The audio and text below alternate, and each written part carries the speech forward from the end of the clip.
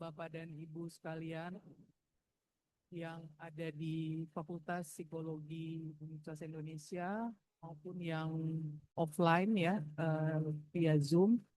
Selamat datang di kegiatan Research Day hari kedua. Apa? Oh, nggak kelihatan, mesti berdiri. Oke.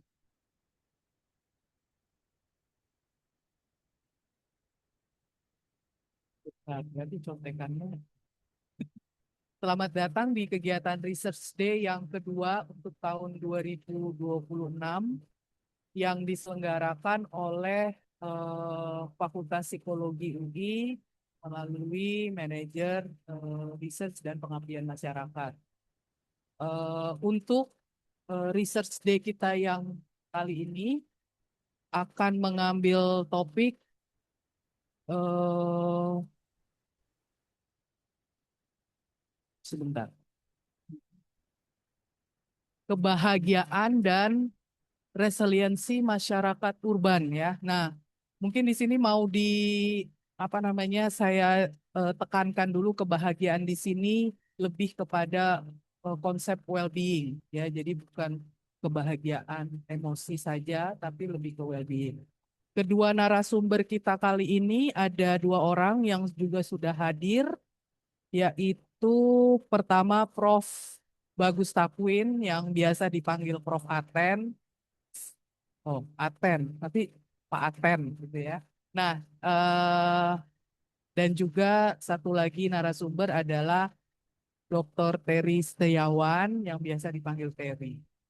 Nantinya mereka berdua akan secara bergantian, pertama didahului oleh Mas Aten dan kemudian dilanjutkan oleh Terry memaparkan materinya dan kita akan buka tanya jawab sesudah kedua materi dipresentasikan. Silahkan untuk teman-teman yang berada di online maupun offline untuk mempersiapkan pertanyaannya. Mungkin kalau yang online bisa dituliskan di chat Zoom ya. Nanti akan kami bacakan. Kemudian mengingatkan juga kepada peserta online untuk mematikan suara selama presentasi berlanjut sehingga tidak mengganggu kelancaran dari presentasi para narasumber. Oke, untuk mempersingkat waktu dan supaya lebih banyak waktu untuk presentasi Prof. Aten, silakan bisa dimulai sekarang.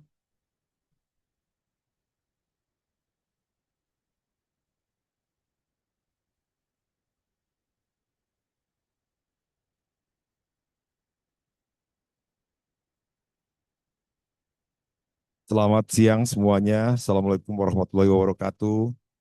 Semoga suara saya jelas di Zoom, juga di sini di Fakultas Psikologi UI. Ya, seperti yang sudah disampaikan oleh moderator kita, Ibu Meli, hari ini topik yang akan kami bahas adalah kebahagiaan dan resiliensi masyarakat urban, yang khusus masyarakat urbannya di masyarakat yang tinggal di daerah yang rawan banjir, rawan air ya. Sebenarnya bukan seluruh Indonesia, cuma di 3 daerah ya, di Bima, Manado, dan Kupang. Oke, ini bisa pakai. Jadi ini sebenarnya riset bagian dari eh, konsorsium riset yang lebih besar. Kita punya konsorsium namanya RISE, kepanjangannya apa? Resilient, Resilient Indonesian Slime Envisioned. Meninjau, memperkuat, ya kira-kira gitu ya. Nah ini yang kami akan sampaikan itu eh, 2 penelitian yang kami lakukan, saya dan Terry, dan ada tim juga, Misi Liana, ada Edwin De Jong, ada beberapa orang. Ya, jadi ini kerjaan banyak orang. Kami memaparkan di sini hanya dua, dua riset yang sudah terbit di 2 paper. Tapi sebenarnya kalau riset yang lebih besarnya itu ada banyak banyak penelitian, banyak paper. Nanti mungkin kalau sempat tanya jawab, mau ditanya-tanyakan tentang itu juga bisa. Oke, kami membahas tentang kebahagiaan dan resilience ini eh, dengan alasan selain itu bidang yang saya tekuni, tapi juga kita melihat permasalahan yang ada di area atau wilayah yang menjadi tempat kita meneliti. Kami meneliti di perkotaan. Kota itu biasanya dipandang sebagai suatu tempat yang menghasilkan atau memiliki banyak peluang, jadi tempat bisa mendapatkan pekerjaan yang layak, kehidupan yang lebih baik. Banyak yang berpikir begitu, maka orang datanglah ke kota bisa dapat kehidupan layak itu. Tapi di sisi lain juga kota itu adalah ruang yang rentan sebenarnya, yang punya punya tingkat kerentanan tinggi. Kalau kita lihat di kota-kota juga banyak masalah. Jadi kota sekarang itu beda dengan kota dalam pengertian awalnya dulu sebagai tempat orang beradab, tempat orang yang teratur hidup di sana. Tapi sekarang kita lihat juga tempat kepadatan, kemacetan, wilayah kumuh, bahkan orang-orang yang hidup di bawah garis kemiskinan pun banyak di kota. Jadi ada banjir, kemiskinan, kepadatan, itu adalah hal yang sering terjadi di berbagai kota di Indonesia. Juga di negara lain ada juga kejadian. Itu jadi tekanan struktural yang memberatkan kehidupan warga kota. Jadi mereka bertahan. Kalau mau dipindahkan, kalau mau dibantu untuk memperbaiki kondisi lingkungan, mereka bilang kita nggak apa-apa gitu. Jadi kami fokus ke masyarakat yang rentan. Kalau ngomongin kebahagiaan dan resiliensi masyarakat urban, urbannya fokusnya ke kelompok yang rentan ini, daerah-daerah yang rentan. Nah, tadi saya bilang, ada masalah, ada banjir, ada bencana, ada tekanan macam-macam, tapi, nah, kalau disuruh pindah nggak mau, dan merasa betah dan nyaman di situ, happy-happy aja. Dan bahkan mereka merasanya sih mereka sejahtera, mereka baik-baik aja. Pertanyaannya bagaimana mereka dalam kondisi yang tadi banyak tekanan struktural, banjir, miskin dan sebagainya itu tetap merasa sejahtera. Tetap bahkan kalau ada masalah-masalah yang mereka hadapi bisa menghadapi dengan senyum. Sebentar kayaknya berat banget, habis itu riang gembira lagi, seperti biasa lagi. Nah itu kita mau cari tahu. Lalu kita masuk ke ini, dua konsep ini. Pasti ada ketahanan di situ ya, ada resiliensi. Mau dalam arti positif atau negatif. Lalu ada semacam perasaan bahagia, tapi apakah bahagianya kebahagiaan dalam pengertian well-being ini? Itu kita lihat lebih lanjut. Kebahagiaan di sini kami padankan dengan istilah well-being. Eh, Ini kalau well-being yang pakai strip tengah antara well and being itu karena kita ambil dari Sarah White. Tapi kadang-kadang kami pakai well-being yang gabung gini, well dan beingnya. Kadang-kadang kami pisahkan pakai strip ya. Karena kami juga masih galau ya. Jadi kita melihat ada banyak orang di Indonesia yang memadankan dengan kesejahteraan. Kadang-kadang juga kita menjual kesejahteraan. Tapi kami lihat bahwa well-being itu lebih cocok dengan kebahagiaan.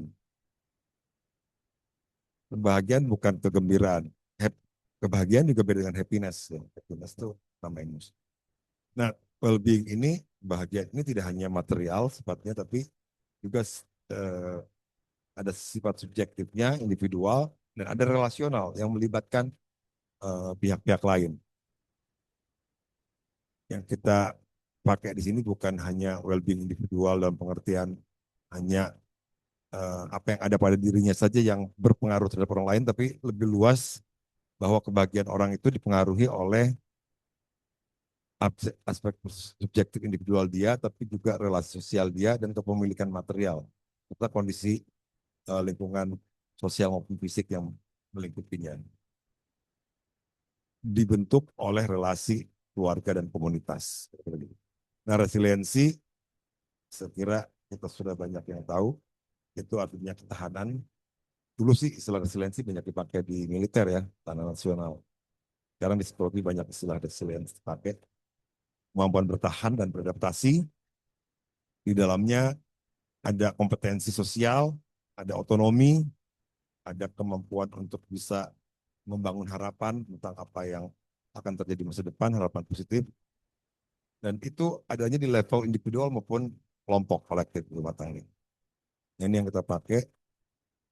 Nah, tadi saya sudah sampaikan permasalahannya, ini saya ulang lagi sedikit, karena ada urbanisasi, lalu kepadatan kota, menghasilkan kerentanan, kita fokus di daerah-daerah yang rentan bencana terkait air, banjir, kekeringan, baik karena kondisi wilayahnya itu bermasalah karena kepadatannya maupun karena ada dampak perubahan iklim. Nah, Manado, Bima, dan Pontianak itu tiga kota yang memenuhi kriteria itu. Kita tanya bagaimana, akan coba jawab bagaimana kebahagiaan atau well-being dan resiliensi menjadi isu sentral dalam pembangunan urban, lalu bagaimana relasi sosial membentuk daya lenting masyarakat atau resiliensi. Penelitiannya punya tujuan macam-macam, tapi untuk presentasi ini kita mau jelaskan hubungan well-being dan resilience dikaitkan dengan place attachment, pelekatan terhadap tempat, lalu kemudian nanti uh, Mas Terry akan menjelaskan lebih jauh lagi, ada dua jalur yang bisa dilalui oleh individu maupun kolektif untuk bisa bahagia dan resiliensi. Lalu kemudian nanti ada kita menjelaskan aplikasi kebijakan. Nah ini riset pertama, ini riset yang kita lakukan beberapa 2 tahun lalu ya, 2 tahun lalu kira-kira ya. Nah ini udah ditulis di papernya udah terbit di Journal of Urban Affairs, rethinking apa, pokoknya memikirkan ulang hubungan kebahagiaan dan resiliensi melalui life attachment. Ya. Kita studi tadi seperti saya bilang pada komunitas urban rawan banjir yang dipilih oleh RISE Project tadi. Kita fokus pada resiliensi rumah tangga, bukan resiliensi individual rumah tangga.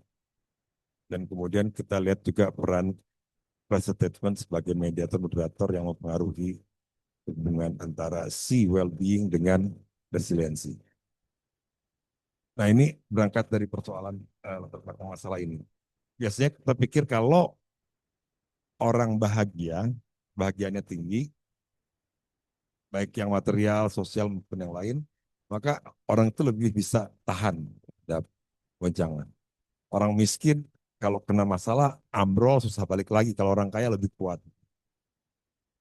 Orang yang lebih punya modal sosial, pendidikan yang tinggi, kalau kena masalah dia lebih kuat biasanya untuk bangkit kembali, lebih resilient dibanding orang yang nggak berpendidikan dan modal sosialnya sedikit. Tapi ada pertanyaan, apakah benar demikian? Di beberapa tempat ada kejadian orang yang kayaknya bahagia malah lebih nggak tahan. Orang yang nggak bahagia, nggak lebih kaya malah lebih tahan. Itu hasil pengamatan kita yang membawa kita pada penelitian ini. Lalu ada realitas di kawasan rawan banjir, hubungannya tuh si kebahagiaan dengan resilience itu lebih kompleks. Beda-beda nih. Tadi saya bilang kan kalau di umumnya orang lihatnya bahagia lebih resilience. Nggak bahagia lebih nggak resilient. Tapi ada juga nyatanya di situ. Nggak bahagia resilience, bahagia ya resilience. Nah kalau kita di psikologi biasanya kita berpikir pasti ada faktor lain yang berperan nih. Ada mediator atau moderator. Kita cari itu. Nah ada faktor-faktor psikologis dan sosial yang berperan yang biasa sering diabaikan. Nah, kita coba cari tahu. Nanti kita sampai pada attachment tadi dan juga persepsi risiko ya.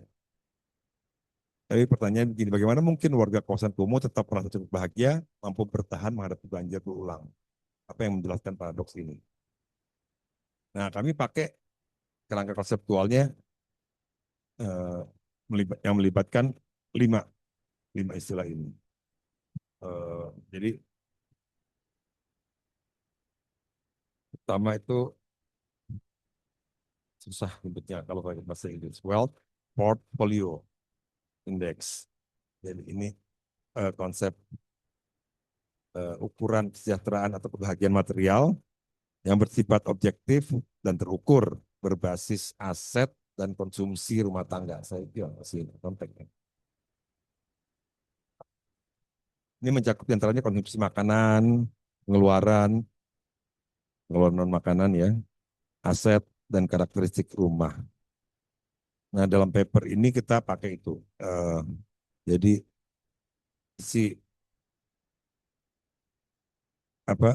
portfolio kekayaan ini kita bangun jadi indeks yang terdiri indeksnya komposit terdiri dari tadi konsumsi makanan, pengeluaran non makanan, kepemilikan aset, karakteristik fisik rumah. Jadi nanti diturunkan ke pertanyaan ke kuesioner seperti itu. Dihitung-hitunglah menggunakan namanya CAPTCHA, Categorical Principal Component Analysis untuk bisa dapat alatnya. Intinya ini mau mengukur seberapa kaya rumah tangga secara faktual, bukan berdasarkan perasaan. Ya. Kayak apa? Lalu ada yang kedua, subjective material well-being. Nah ini pengertiannya adalah persepsi individu tentang kondisi materialnya dibandingkan standar sosial di sekitar.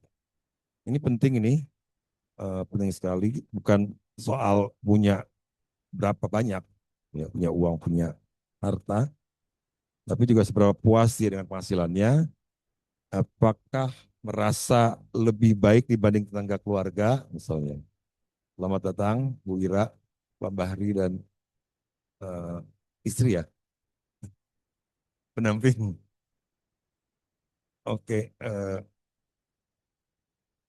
nah ini ukuran kesejahteraan yang bersifat relasional dan subjektif. Di paper itu kita, dari penelitian kami, kita ukur pakai kepuasan terhadap penghasilan, penilaian kondisi ekonomi rumah tangga, dan perbandingan dengan tetangga atau keluarga. Jadi singkatnya si subjektif material well-being ini tentang bagaimana orang merasa cukup atau tidak, bukan tentang berapa yang dimiliki. Nah ini eh, kita duga punya efek yang signifikan terhadap resiliensi. Lalu place attachment yang ketiga, kelekatan, attach itu lekat ya, kadang-kadang keterikatan, kelekatan pada tempat. Ya. Ini ikatan emosional dan identitas individu terhadap tempat tinggalnya. Ya, dalam paper kita pakai ada 5 dimensi ya, 5 dimensi. Ada place identity, tempat sebagai bagian dari diri, orang merumuskan, mendefinisikan dirinya berdasarkan tempat saya adalah orang kampung ini, saya adalah orang Menteng gitu. Makanya anak Menteng bisa bangga sebagai anak Menteng karena dia memberikan identitas khusus dibanding sama anak Depok ya. Kemudian yang kedua place dependence, ketergantungan fungsional pada tempat. Sudah main di situ, tahu tempatnya, orangnya, nyuci apa segala macam gitu ya. Kemudian ikatan keluarga. Nah, ini yang menarik sebenarnya kalau di tempat yang kita datangi masih ya ikatan keluarga. Kalau misal di Tanah Baru Depok, di kompleks tuh ikatan keluarga itu susah. Karena keluarganya jauh. Gitu. Kalau acara apa misalnya acara kekah atau sunatan atau apa kawinan yang diundang tuh dari jauh. Tetangga malah nggak diundang karena sama tetangga kenal. Sebab baru setelah kawin tuh tinggal di situ. Tapi secara umum itu ikatan keluarga jadi penting. Makin besar ikatan keluarga tempat, makin bertahan, makin tinggi plus statementnya. Kalau ikatan keluarga makin rendah, makin rendah. Kira-kira gitu. Lalu yang keempat, ikatan sosial, pertemanan.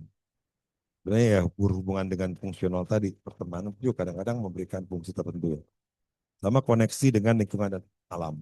Kalau tempatnya secara fisikal itu lebih cocok sama orang itu, dia bisa main di mana, istirahat di mana, nongkrong, rekreasi di mana gitu, atau berenang di mana misalnya itu lebih tinggi plus attachment-nya ketimbang kalau nggak ada tempat-tempat yang punya koneksi kuat dengan individu. Jadi intinya seberapa dalam seseorang merasa disinilah saya berada, seberapa kuat orang merasa tempat ini bagian dari diri saya. Itu plus attachment. Nah ini nanti kita lihat nih, menarik nih hasilnya dia, apa plus attachment itu. Bisa mendukung ketahanan atau resiliensi bisa juga melemahkan. Yang keempat, risk perception, persepsi resiko. Ini penilaian subjektif individu terhadap tingkat bahaya dan dampak resiko banjir. Ini di penelitian ini kita eh, merumuskan konstruk persepsi resikonya terkait dengan tingkat ancaman banjir, disuruh menilai resikonya seberapa tinggi, lalu kemungkinan terjadinya, dampaknya terhadap keluarga, serta kemampuan mengontrol resiko. Ya, intinya seberapa serius seorang memandang ancaman banjir dalam model risk perception ini kita nanti pakai sebagai moderator. Lalu household resilience, ini resilience rumah tangga yang terakhir. Ini pengertiannya kemampuan rumah tangga untuk bertahan, beradaptasi, dan mempersiapkan diri terhadap resiko banjir. Jadi seberapa siap dan adaptif rumah tangga dalam menghadapi banjir. Di penelitian ini kita pakai indikatornya mencakup keyakinan dapat mengamankan makanan dan pendapatan saat banjir, persepsi keamanan rumah, kemampuan evakuasi, minat belajar strategi livelihood berbasis banjir.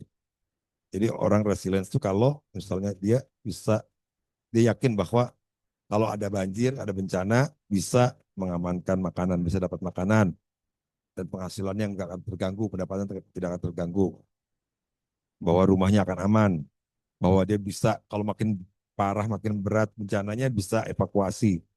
Lalu dia selalu ingin belajar strategi mengatasi masalah banjir. Bagaimana hidup dengan baik menghadapi banjir. Nah ini yang menarik. Nah, ini perlu diingat karena ini yang nanti jadi penjelasan penting ya.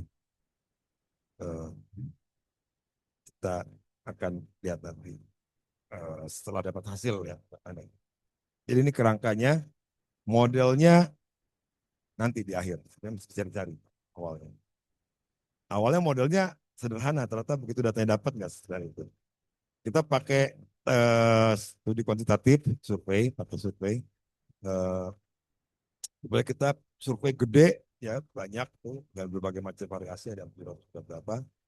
Lalu kita dokumentasikan, si data itu disimpan di DANS, dataset dan dokumentasinya disimpan di DANS, dan kepanjangannya apa? Networks, S-nya sistem. Oke. Oke. Jadi ini bisa dipakai oleh orang lain. Jadi kami tuh dari paket data itu kami simpan di DANS, itu kita ambil beberapa. Jadi kan misalnya ada tentang risk perception, ada well-being, ada macam-macam. Itu bisa terbuka untuk dipakai orang lain di data responden. Kami dari dataset ini menghasilkan berapa? 10 paper ada kira-kira ya. Kita semua. Oh 12. Ternyata lebih. Gue pikir ya, Meli juga pakai ini sebagian untuk disertasi. Jadi kita yang di sini yang pakai 700 sama kayaknya juga yang 700 ya. Itu kita lokasinya tadi sama seperti yang saya bilang, Bima, Manado, Pontianak, di komunitas urban rawan banjir. Kita pakai random walk sampling pada rumah tangga. Instrumennya tadi ya, turunan dari kerangka konseptual, ya tadi skala subjektif, material well-being, statement, household resilience, sama word portfolio ya.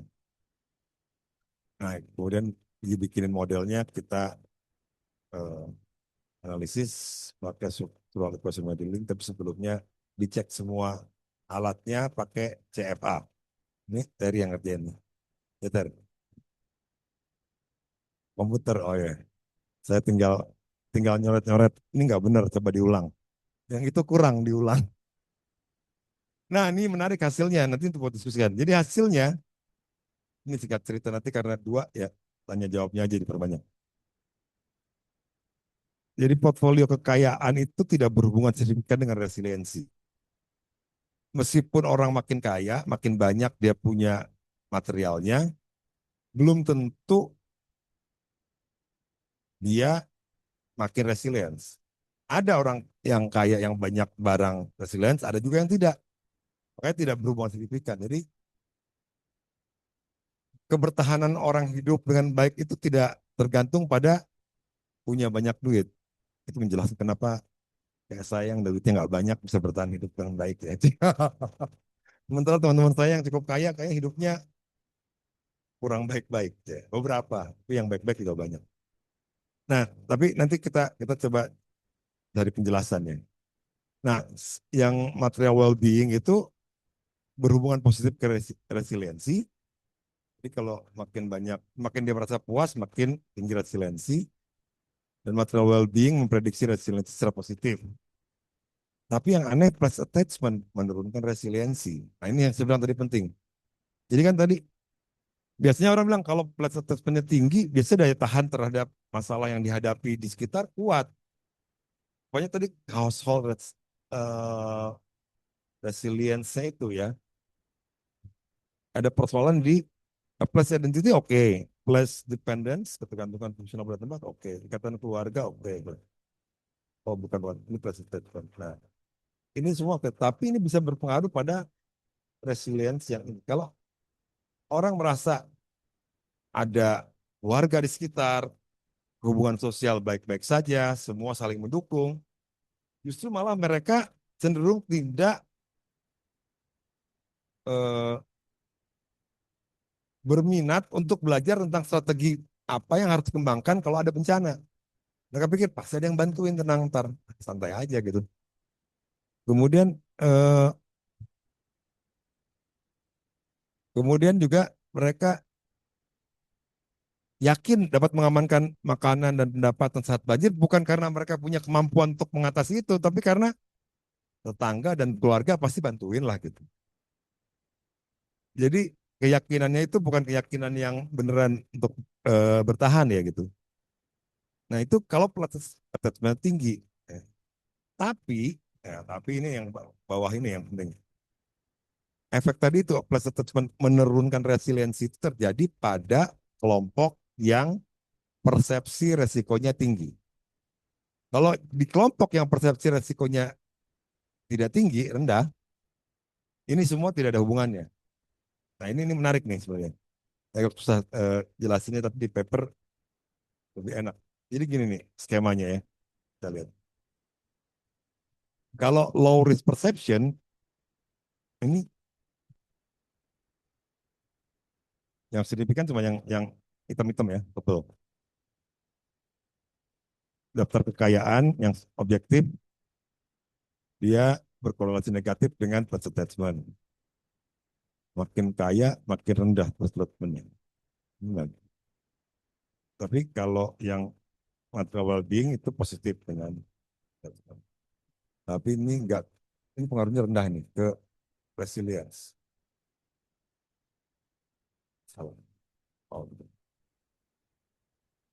kita udah lihat yang lainnya. Nah, sebenarnya jadi nggak signifikan. Ini modelnya nggak signifikan lah kalau kita lihat pakai itunya ya, fitnya. Tapi kalau yang high risk perception ini signifikan modelnya. Bahwa plus attachment ini juga berkorelasi negatif dengan household resilience, signifikan. Ya, ini yang jadi temuan yang mengejutkan dan mengagetkan. Sebenarnya tadinya kita bikin satu model aja, tapi dibolak-balik kagak dapet apa gitu. Tapi aneh gini, ini aneh apa? Pak Terry dapat ide. Ini kayaknya ada masalah perbedaan resiko deh, persepsi resiko. Coba bagi dua lah, ternyata.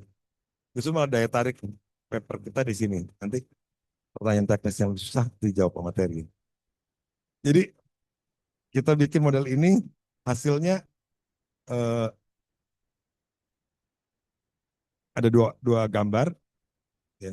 Modelnya sama tapi dua, yang satu low risk perception, yang satu tinggi. Modelnya bisa berpengaruh, jadi si plus attachment berhubungan dengan resilience rumah tangga, dengan work portfolio, dengan material well-being itu kalau orangnya punya persepsi resiko tinggi. Jadi orang mikirin, aduh bahaya ini daerah ini. Ah tapi kalau kalau kalau bahaya nanti banjir, tapi kan teman-teman pasti ada yang bantuin. Tapi nanti eh, kan ada kerabat yang bantuin. Dan gak usah siap-siap lah, santai gitu. Kalau yang atas nggak mikir sama sekali. karena nggak ada resiko udah. Punya duit, nggak punya duit, punya bahan untuk bahan makanan apa enggak waktu banjir, nggak peduli, nggak mikirin. Nah, di sini persepsi resiko menentukan orang itu akan waspada apa enggak, terus mencari cara, tapi caranya itu ya tadi, kalau plus attachment-nya tinggi, bukan dia meningkatkan resiliensinya, tapi malah bergantung pada, tapi kalau orang yang lebih baru di situ, atau orang yang merasa nggak bisa nih ngandelin tempat ini, dia lebih mikir untuk cari cara supaya kalau ada apa-apa, bisa selamat, bisa baik-baik saja. Jadi ini kira-kira interpretasinya punya kekayaan objektif atau material tidak berarti punya resiliensi. Kepuasan material subjektif dapat meningkatkan resiliensi, tapi flat assessment menurunkan resiliensi pada saat resikonya tinggi. Ya ini juga menjelaskan bahwa well-being bersifat subjektif dan relasional, dibangunnya dari rasa cukup dan perbandingan sosial, karena kita cek sesuai. Nah ini ada kecenderungan menormalisasi kondisi sulit juga nih. Jadi itu bukan banjir, itu apa? Genangan. Atau banjir mah biasa. Sama kayak di daerah NTT waktu itu, ada yang namanya lapar biasa. Oh, itu orang-orang kelaparan. Itu lapar biasa tiap tahun mereka lapar. Dan kalau ada bayi atau balita yang baru tumbuh di masa lapar itu, kemudian jadi stunting atau keterbelakangan mental, itu juga udah biasa. Jadi tiap-tiap masa pasti ada yang akan kayak gitu. Itu dinormalisasi kondisi sulitnya. Nah, di tempat yang kita riset, di tiga tempat itu juga gitu. Normalisasi kondisi sulit juga terjadi. Jadi makanya susah juga untuk diajak, ayo beresin yuk kondisi lingkungan, atau pindah atau apa. Ini bukan masalah, ini bukan kesulitan. Ini satu pola biasa lah. Kadang-kadang kalau orang berburu tuh dapat banyak, kadang sedikit. Kadang orang ke laut tuh ngambil ikan dapat banyak, kadang sedikit. Banjir tuh kayak gitulah, pas lagi sedikit lagi dapat banjir. Dan kemudian sekitarnya bilang, iya emang gitu, iya nggak apa-apa kok banjir enak. Malah kadang-kadang banjir kita bisa senang-senang, anak-anak bisa berenang dan sebagainya. Kadang-kadang banyak orang yang datang, wisata, warung kita laku karena mati yang kunjung. Itu solidaritas sosial sebagai sumber makan. Nah, ini plus attachment. Jadi tadi eh, kita bisa pahami ada sisi positif dan ada sisi negatifnya. Untuk sisi positif, dia membuat orang punya sense of identity, rasa identitas, dan merasa memiliki, dia bisa dapat dukungan sosial. Tapi negatifnya tadi, menormalisasi risiko, tadi yang sulit dianggap baik-baik saja, ketergantungan sosial, karena akan ada yang bantu sekitar, jadi tenang aja, nggak usah mikirin strategi macam-macam, perbaikan, dan kemudian hanya mikirin sekarang aja, nggak mikirin antisipasi jangka panjang, di depan bagaimana. Jadi si plus attachment itu tidak selalu bersifat positif. Relasi emosionalnya tidak selalu adaptif. Loh. Terikatan itu bisa menciptakan stabilitas atau resistensi terhadap perubahan. Resiliensi sebagai negosiasi antara emosi dan adaptasi struktural itu jadinya eh, bukan sesuatu yang membuat mereka jadi lebih baik, tapi mempertahankan status quo. Kelihatannya berjuang, bergerak, berusaha, tapi di situ-situ aja. Yang kita bilang situasi kayak di trampolin, lompat-lompat, bouncing in place. Kemudian dibilang resilience, tapi sebenarnya enggak. Nah, ya, resiliensi nggak kamu bagi bertahan aja. Nah ini juga tadi udah ya, resiko disadari, tapi dinormalisasi, banjir udah biasa, kesalahan resiko tidak otomatis mendorong siap siaga. Jadi mereka yang persepsi resikonya rendah itu, kalau ditanya, kenapa nggak menganggap banjir sebagai risiko, jawabannya itu udah biasa banjir. Nah yang nggak biasa menganggap banjir, yang melihat banjir sebagai sesuatu yang berisiko tinggi, itu baru dia mikir tadi. Jadi, nah ini ada istilah yang kami pakai untuk menggambarkan fenomena ini, fenomena yang memberatkan apa, fenomena yang menghubungkan kebahagiaan dengan resiliensi dimoderatori oleh plus attachment dan juga dipengaruhi oleh persepsi resiko. Kami bilang fenomena ini namanya bouncing in place. Kalau bahasa Indonesia apa ya? Lompat-lompat di tempat ya, kayak main trampolin gitu. Tidak pasif, kelihatannya sih mereka kerja, tapi nggak kemana-mana, nggak berubah status quo, kondisinya nggak jadi lebih baik. Nah itu saya curiga menggambarkan juga banyak eh, fenomena atau kondisi masyarakat Indonesia. Kayak dulu Pak Murdiyato bilang, siapa bilang orang miskin itu malas? Bangun dari pagi, ngerjain ini, ngerjain itu, kerja macam-macam, tapi nggak kaya-kaya, nggak berubah-ubah. Kayak bouncing in place juga gitu. Bisa. Nah, jadi bertahan dan pulih dalam sistem yang sama. Ada serangan, ada masalah, berusaha menahan, memperbaiki, tapi perbaikannya itu hasilnya adalah kondisi yang sama, yang nanti akan menghasilkan masalah yang sama lagi. Muter aja gitu. Ya, resiliensi bersifat reaktif. Kebahagiaan dan resiliensi bisa dipendampingkan dengan kerentanan tadi, menjawab pertanyaan yang awal, karena tadi ada ikatan sosial yang jadi sumber kekuatan sekaligus jadi batas. Dan bikin mereka lebih jauh berubah atau lebih baik kondisinya.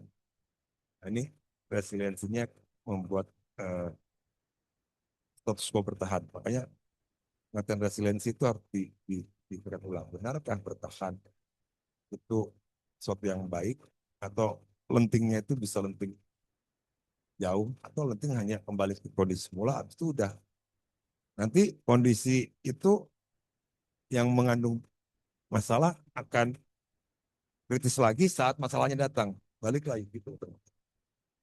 Nah sementara itu ya mudah-mudahan bisa memberikan pemahaman.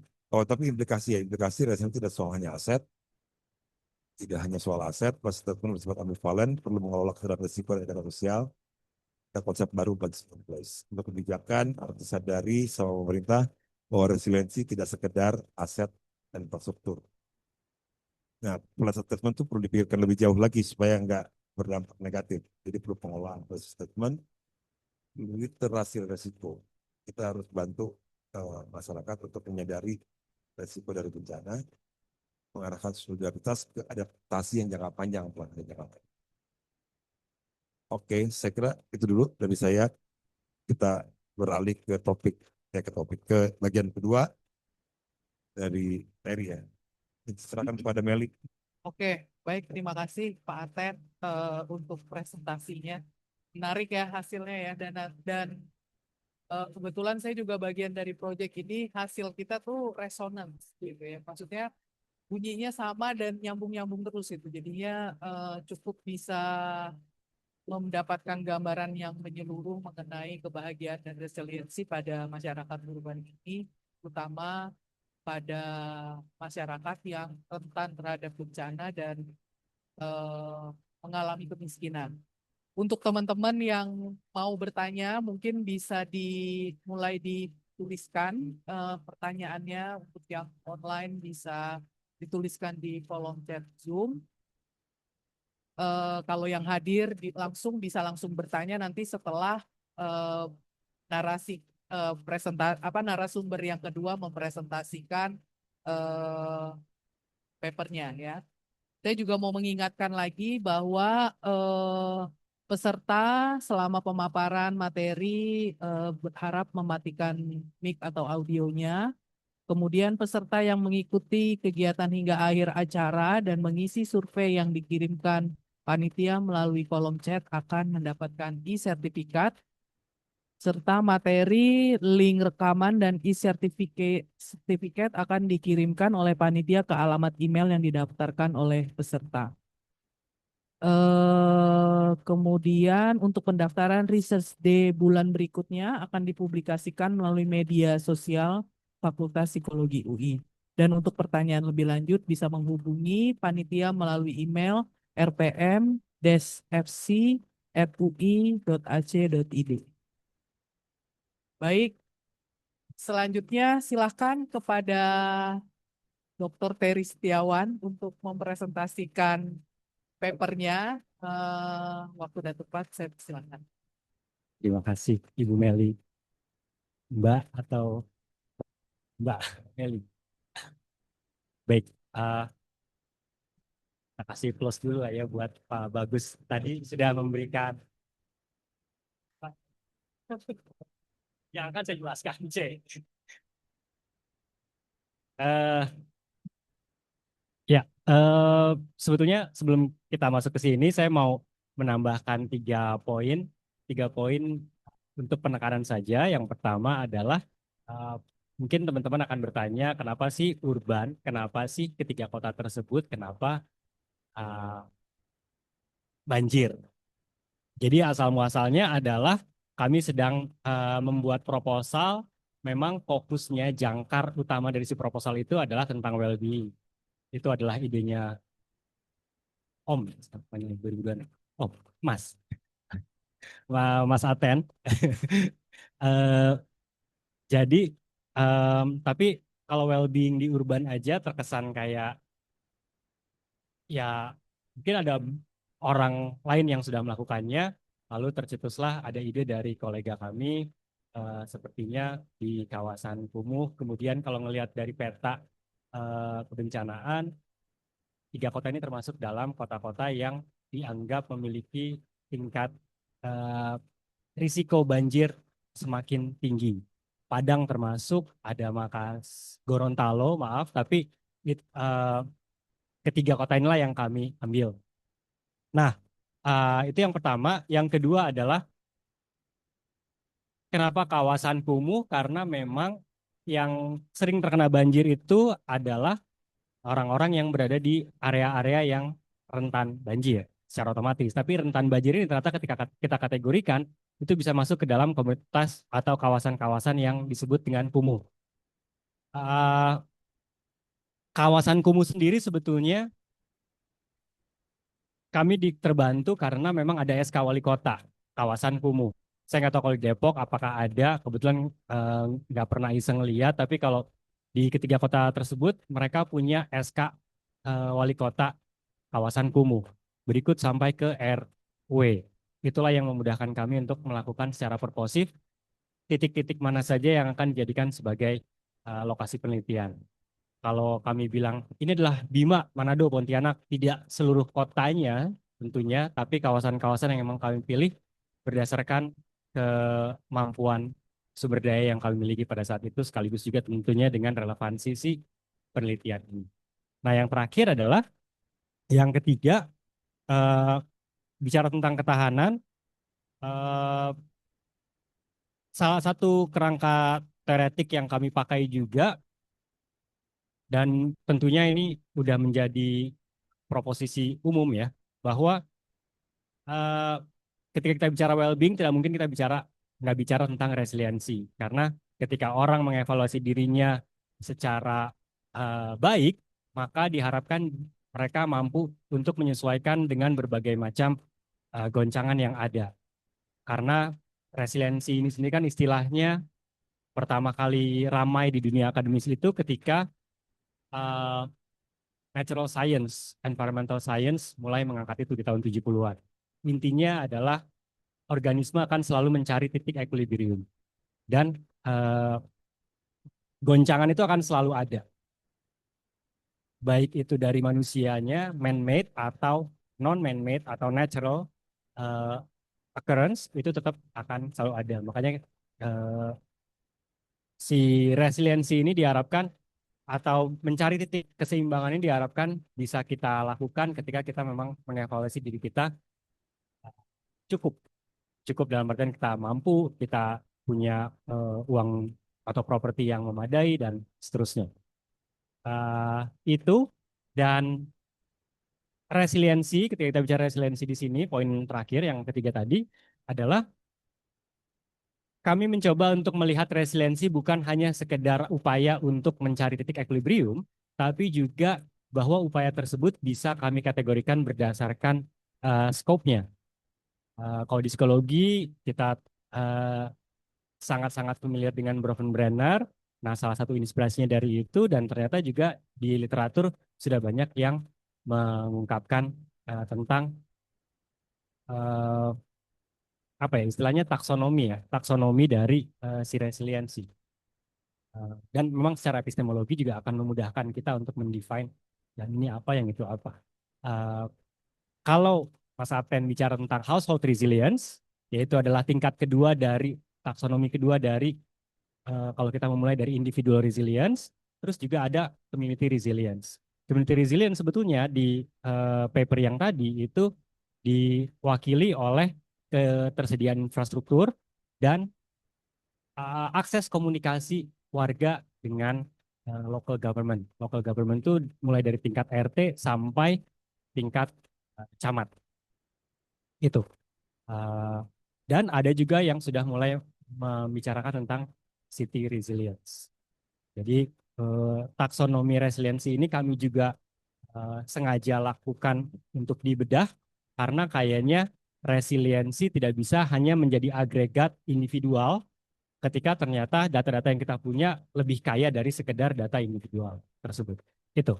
Nah, eh, paper yang kedua ini sebetulnya juga ingin menguji lagi karena memang paper pertama itu kami tidak puas, maka kami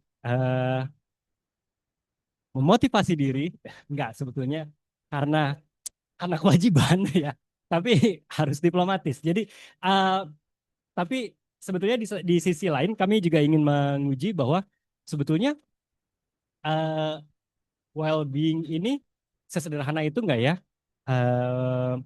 jalurnya dengan si resiliensi. Tadi saya memulai dengan proposisi bahwa ketika kita berbicara tentang well-being tidak akan mungkin kita tidak berbicara tentang resiliensi. Dua sisi dari satu mata koin yang sama. Ternyata meskipun seperti itu, hasilnya tidak sesederhana itu. Nah, dari situlah maka kami melihat, tapi dari taksonomi yang berbeda, fokus kami di sini adalah resiliensi individu, bukan resiliensi rumah tangga atau household resilience. Nah, kita masuk ke latar belakangnya kurang lebih sebetulnya sama, karena ini menggunakan dataset yang sama, menggunakan konteks yang sama, kawasan kumuh. Tentunya sebenarnya istilah kawasan kumuh ini juga yang menarik adalah tidak semua orang menerima ya istilah kawasan kumuh ya. Bahkan ketika kami datang ke lokasi, saya dengan Mbak Meli datang sekitar 2 sampai 3 kali lah ke lokasi, itu tidak semua menerima kawasan kumuh. Bahkan mereka tidak mengetahui bahwa mereka berada di kawasan kumuh, masuk dalam daftar SK Wali Kota. Kemudian resiliensi penting untuk bertahan dalam kondisi rawan bencana tentunya karena kita berangkat dari premis bahwa setiap orang akan mencari titik keseimbangan. Apa itu titik keseimbangannya bisa saja berbeda-beda satu sama lain. Akan tetapi itu akan terus diupayakan. Oleh karena itu kalau rawan bencana makanya resiliensi adalah sebuah topik yang tidak bisa dielakkan. Nah, well-being tidak hanya individual tapi relasional. Tadi kerangka kerja relational well-being-nya sudah dibicarakan oleh Mas Aten dari Sarah White bahwa well-being itu bukan hanya tentang tidak well-being itu tidak hadir dalam ruang kosong. Well-being itu bukan hanya tentang apa yang saya miliki, apa yang saya rasakan, tapi juga dengan siapa saya berbagi kehidupan ini. Itu adalah well-being. Maka dari itu sebetulnya kami sepakat pada saat itu, ini masih tahun 2022, ngobrol-ngobrol dengan tim, kami memutuskan untuk menggunakan terjemahan kebahagiaan. Bukan hanya masalah kesejahteraan. Apalagi sebenarnya kalau kesejahteraan, ya kalau di pemerintah kita punya keluarga prasejahtera, keluarga sejahtera, gitu. Selalu konotasinya adalah dengan ekonomi. Padahal sebenarnya lebih dalam dari itu. Nah, kerangka teori tadi si well-being ada 3 dimensi. Dimensi relasional, dimensi subjektif, dan juga dimensi material. Tadi dimensi material tentang apa yang saya miliki atau penghayatan saya terhadap kepemilikan saya. Jadi tidak harus secara aktual dia kaya, tapi kalau dia merasa puas dengan kekayaan tersebut, ya itulah standar dia. Lalu kemudian kalau misalkan subjektif, itu bukan hanya masalah saya senang atau tidak senang, saya puas tidak puas, tapi lebih dalam dari itu. Apakah aspirasi pribadi saya, apakah citra diri saya yang saya dambakan ya, itu memang bisa saya raih. Itu masuk ke dalam dimensi personal atau dimensi subjektif. Dan yang terakhir adalah dimensi relasional. Kesemua itu dijangkar atau eh, di diwadahi dengan dimensi yang lebih besar lagi, yaitu adalah relasional. Saya bisa menjadi diri saya seperti yang saya mau, tapi kalau tidak membahagiakan keluarga saya belum tentu akan mencapai kebahagiaan tersebut atau well-being tersebut. Saya bisa kaya, tapi kalau ternyata saya tidak bisa berbagi sepiring nasi dengan tetangga saya, ya kekayaan itu tidak ada maknanya. Inilah makanya juga yang berkali-kali di dalam tim, saya mengatakan ini adalah teori atau kerangka kerja, lebih dari sekedar teori, kerangka kerja yang lebih relevan di dunia kolektivis dibandingkan sekedar subjective well-being. Tentu untuk snapshot, kami juga masih menggunakan subjective well-being. Survei 1, survei 2, itu kami menggunakan subjective well-being. Tapi uh, landasan utamanya adalah si relational well-being tersebut. Resiliensi individunya ada banyak teori, tapi kami pakai Bernard. Mengapa? Karena uh, Bernard mengatakan bahwa ada dua protective factor, ada komunitas juga dan ada keluarga. Dan itu yang menarik karena itu yang menjadi uh, isu utama dalam pembicaraan si well-being yang kami pakai. Kemudian ya itu intinya tentang relational well-being dan individual resilience. Ini sudah kita oh ya, kalau resiliensi dari Bonnie Bernard, mungkin teman-teman di sini juga sebetulnya sudah cukup familiar. Resiliensi individu dari Bernard itu ditenun melalui dimensi-dimensi kompetensi sosial, sense of autonomy, sense of purpose, terus kemudian juga problem solving skills. Keempat hal tersebut dianggap sebagai hal yang mewakili individual resilience. Jadi kalau misalkan seseorang dianggap resilient menurut Bonnie Bernard, kalau misalkan dia merasa tidak memiliki problem solving skills, tidak punya keleluasaan dalam memutuskan, ya kita menganggap resiliensi individunya rendah. Itu. Sekedar sejarah, Bonnie Bernard itu mengapa juga kami mengambil ini, saya juga termasuk secara personal suka dengan Bonnie Bernard, meskipun di awal-awal sangat klinis, tapi tentunya kan itu hanya pengotak-ngotakan ya, sebetulnya yang sifatnya klinis bisa diaplikasikan dalam konteks sosial dan juga sebaliknya. Si Bonnie Bernard ini memulai investigasi tentang resiliensi individunya pada anak-anak foster care. Jadi anak-anak juvenile, anak-anak foster care, ini sih yang memang nggak punya harapan. Tahun 70-an, 80-an, ini anak-anak nggak punya harapan lah. Tapi ternyata dari sekelompok orang, anak-anak tersebut, ada beberapa yang sangat-sangat menjadi champion. Kan kadang-kadang kita melihat seorang individu atau kita melihat diri kita ini kan sebagai 3 fase.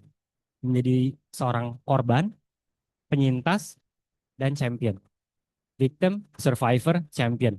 Setiap dari kita mungkin akan merasa pernah menjadi sebagai seorang korban. Entah dari apapun ini. Tapi kemudian akhirnya kita berhasil melewati fase tersebut, kita menjadi orang yang survive. Tapi bukan cuma survive ternyata. Bonnie Bernard melihat ada yang menjadi champion. Nah, yang champion inilah yang kemudian menjadi ketertarikan Bonnie Bernard untuk zoom in apa yang ternyata mendorong mereka menjadi berbeda. Itu. Itu sekedar sejarah saja. Terus kemudian masuk ke relational well-being-nya, tadi sudah saya bahas. Dan yang ingin saya bahas sebetulnya bukan masalah dimensi dari White-nya, tapi relevansi dari indikator-indikator yang mewakili dimensi dari White. Sarah White itu memulai penelitiannya, bantu saya kalau saya salah ya, Mbak Meli, karena Mbak Meli yang pernah ketemu juga dengan Sarah White, dan langsung presentasi di depannya, calon penguji kayak. Bukan Sarah White yang psikolog dari Australia yang itu ya, yang kasus itu ya. Mbak Ira langsung, apa itu? Mbak Ira bagian gitu ya, cepet banget. Bahwa si Sarah White ini kan melakukan penelitiannya pertama kali di Bangladesh, India, uh, Vietnam, uh, dan mereka mereka mereka tentunya punya kekhasan lah dari apa yang kita hayati sebagai norma dan aturan di Indonesia. Ternyata di Indonesia yang tidak ditemukan eh, sebagai satu hal yang fundamental itu kita temukan. Contohnya di sini adalah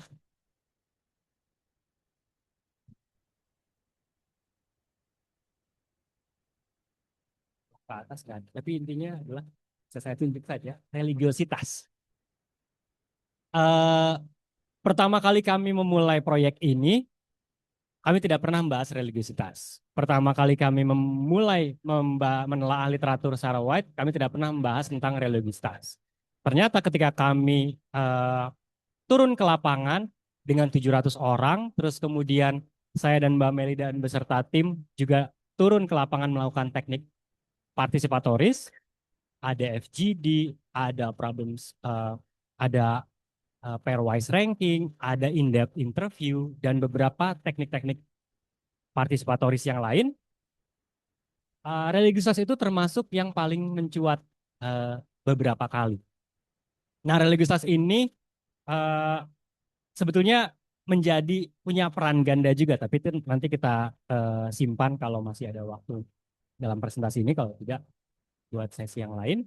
Tapi intinya adalah yang menarik sebetulnya bukan hanya masalah dimensi yang diyakini oleh Sarah White, tapi indikator yang mewakilinya. Jadi Sarah White itu mempropos ada satu tabel besar.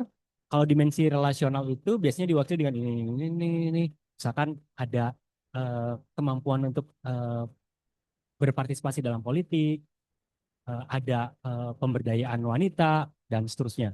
Tapi religiositas adalah salah satu yang menjadi temuan menarik. Semua dimensi saling terkait tentunya.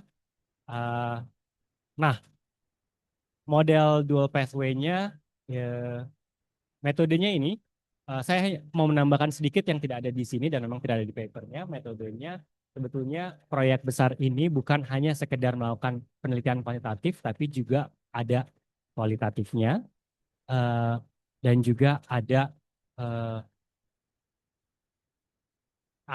survei follow up-nya. Kalau yang tahun ini cuma 700, 2022, tahun 2023 itu sampai 1.200. Dinaikin setiap kotanya 400 partisipan.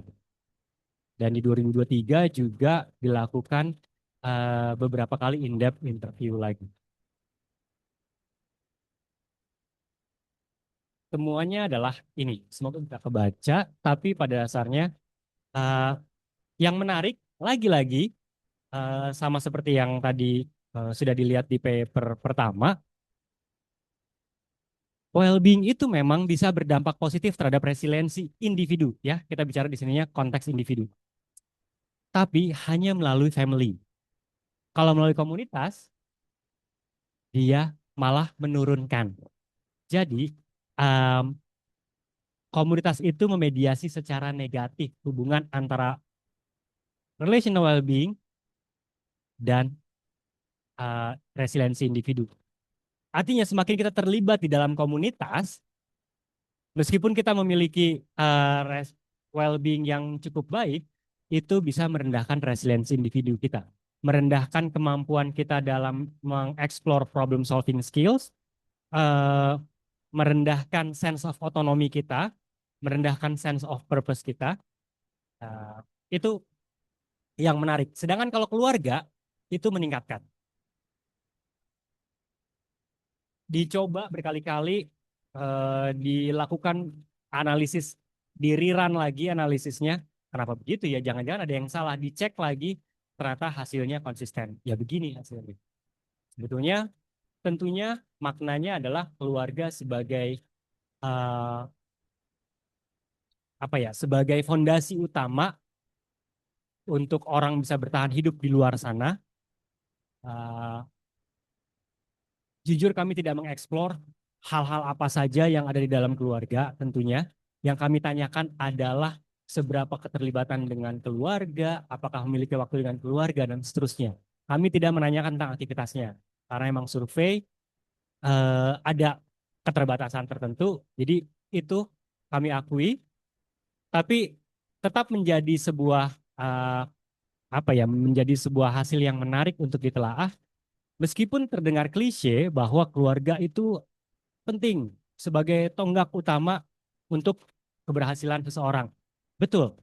Eh, Memang karena dia mendorong, menjadi wadah pertama dan utama kalau dari hasil ini untuk orang bisa mengeksplorasi, melakukan kesalahan, it's okay, coba lagi. Jadi dia punya sense of confidence, problem solving skills-nya diasah dan seterusnya.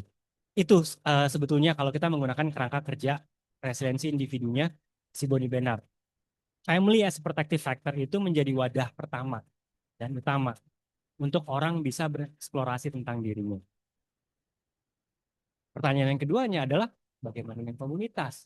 Apakah kemudian kita menutup diri? Ini menjawab atau resonan dengan apa yang tadi dikatakan Mbak Meli sekaligus juga paper pertama. Semakin tinggi keterikatan kita dengan tempat kita berada, place attachment, semakin tinggi kita, setidaknya semakin tinggi kecenderungan kita untuk bergantung pada teman-teman terdekat, tetangga-tetangga terdekat.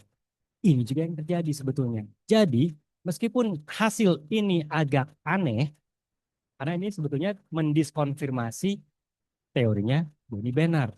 Katanya ada dua protective factor, family dan komunitas. Kita enggak. Family yang paling pertama. Komunitas, setidaknya di kawasan rawan banjir ya. Kami tidak bisa mengatakan ini dapat digeneralisir ke seluruh Indonesia. Tapi setidaknya di kawasan Bima Manado Pontianak dengan random sampling yang kami pakai, kami punya tingkat keyakinan 90% mengatakan bahwa di sudut lain di Bima, di luar kota, di luar site penelitian, itu kurang lebih akan sama.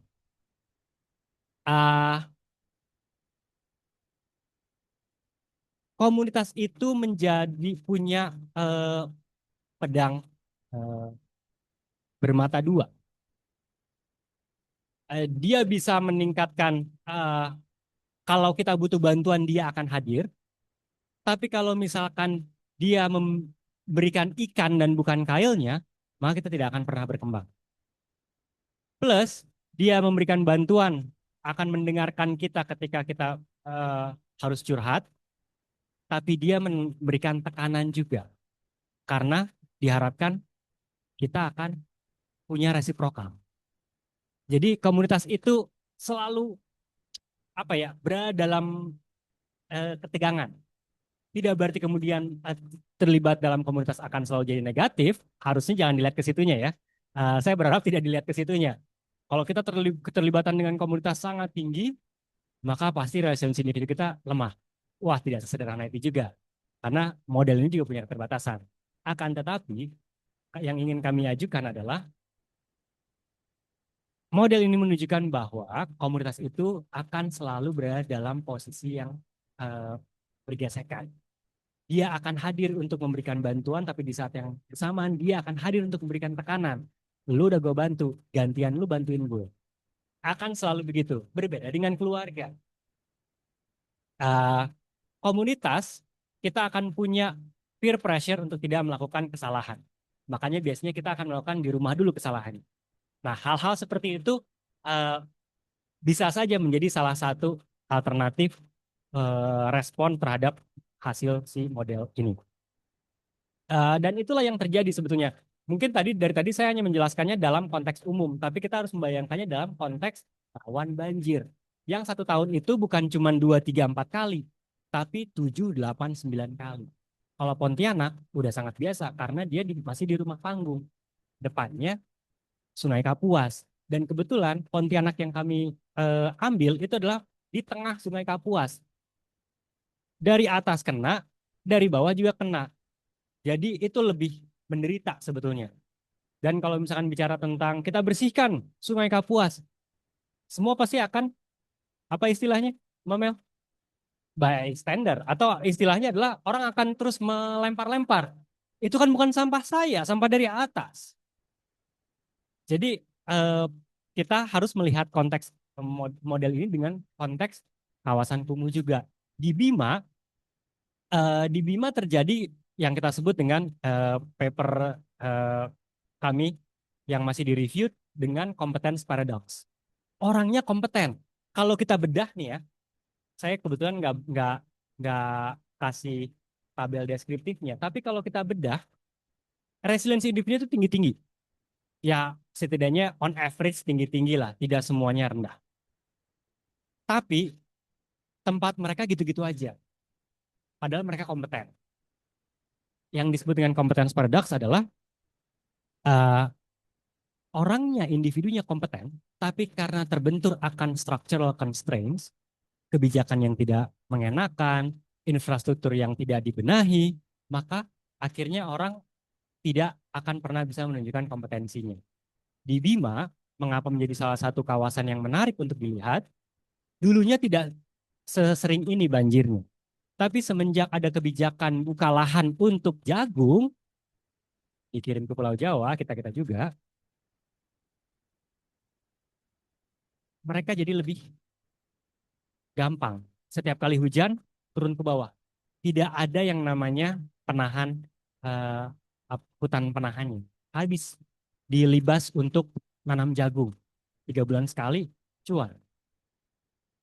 Jadi competence paradox juga terjadi di situ. Eh, Implikasinya, fondasi utama resiliensi memang keluarga. Jadi eh, penting juga untuk kita melihat taksonominya, mulai dari resiliensi individu, terus kemudian ke household, dari household terus kemudian kita mulai naik ke community resilience, kemudian kita masuk ke dalam city resilience dan berharap sampai akhirnya world resilience. Kalau kita bicara tentang climate change, uh, terus kemudian global climate itu kan sesuatu yang kayaknya jauh banget dari jangkauan. Jadi kita bisa memulai dari sini. Komunitas perlu dikelola secara inklusif, ditambahkan kalau kita mau membantu komunitas, PNPM mandiri, misalkan ada program-program pemerintah, seringkali kita sudah menyiapkan uangnya atau sudah menyiapkan barangnya. Nah, mungkin ada hal lain yang bisa dilakukan untuk bisa mendongkrak kemampuan komunitas tersebut sehingga tidak hanya bergantung pada hal-hal yang sudah jadi. Kebijakan tidak cukup fokus pada individu, integrasi well-being resiliensi sangat penting. Lagi-lagi, karena kami punya keyakinan, kalau kita bicara well-being, nggak mungkin kita nggak bicara resiliensi. Untuk apa sih orang harus well-being? Supaya bahagia. Ya. Terus, emang apa gunanya bahagia? Setidaknya, kalau terjadi satu shock, satu guncangan, dia dimulai dari +1 atau 0. Karena dia ya cukup well dengan dirinya. Tapi kalau dia sudah memang orang yang cenderung depresi atau frustrasi, akan semakin ke bawah. Jadi konsep sederhananya seperti itu. Perkuat relasi keluarga, kelola komunitas secara inklusif, integrasikan program well-being dan resiliensi. Lagi-lagi itu. Kayaknya percuma kita bicara well-being tanpa kita mengaitkan dengan resiliensi. Uh, ini sebetulnya sudah kita bahas. Ya, agensi juga uh, terlalu terlibat dengan komunitas yang memang selalu memberikan ikan, bukan kail, atau yang memang selalu dalam benak kita, orang itu pasti akan bantuin, teman-teman akan bantuin, ya akhirnya akan membatasi sense of agency kita sebagai seorang individu. Itu. Place attachment dan komunitas memiliki efek ambivalen, tadi sudah saya ceritakan. Ini sebenarnya mengonfirmasi keberadaan place attachment di dalam modelnya paper pertama. Intervensi untuk policy recommendation-nya, intervensi komunitas harus menjaga otonomi individu. Sense of agency harus ada, jangan sampai nantinya jatuh ke dalam competence paradox. Orang-orangnya kompeten. Kalau teman-teman datang ke lokasi-lokasi penelitiannya, orang-orangnya kompeten semua. Setidaknya mampu untuk terlibat diskusi yang sangat intens dalam penanganan atau mitigasi banjir. Akan tetapi mereka pasti akan selalu terbentur karena selalu ada makro level yang harus dipikirkan. entah itu kebijakan, entah itu infrastruktur, entah itu akses terhadap eh, partisipasi musrenbang, musyawarah perencanaan bersama, eh, musyawarah bareng-bareng dengan di tingkat kota, di tingkat kecamatan, itu tetap harus ada. Program Urban Resilience perlu sensitif pada dimensi relasional. Simpulannya, ini juga sudah dibahas.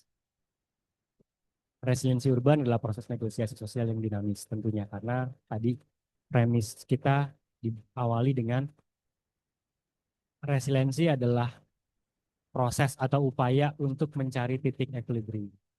Uh, Tanpa atau ada uh, bencana alam, tetap goncangan itu akan selalu ada. Jadi uh, resiliensi urban, kalau sekarang banjirnya nggak ada, pasti ada hal yang lain.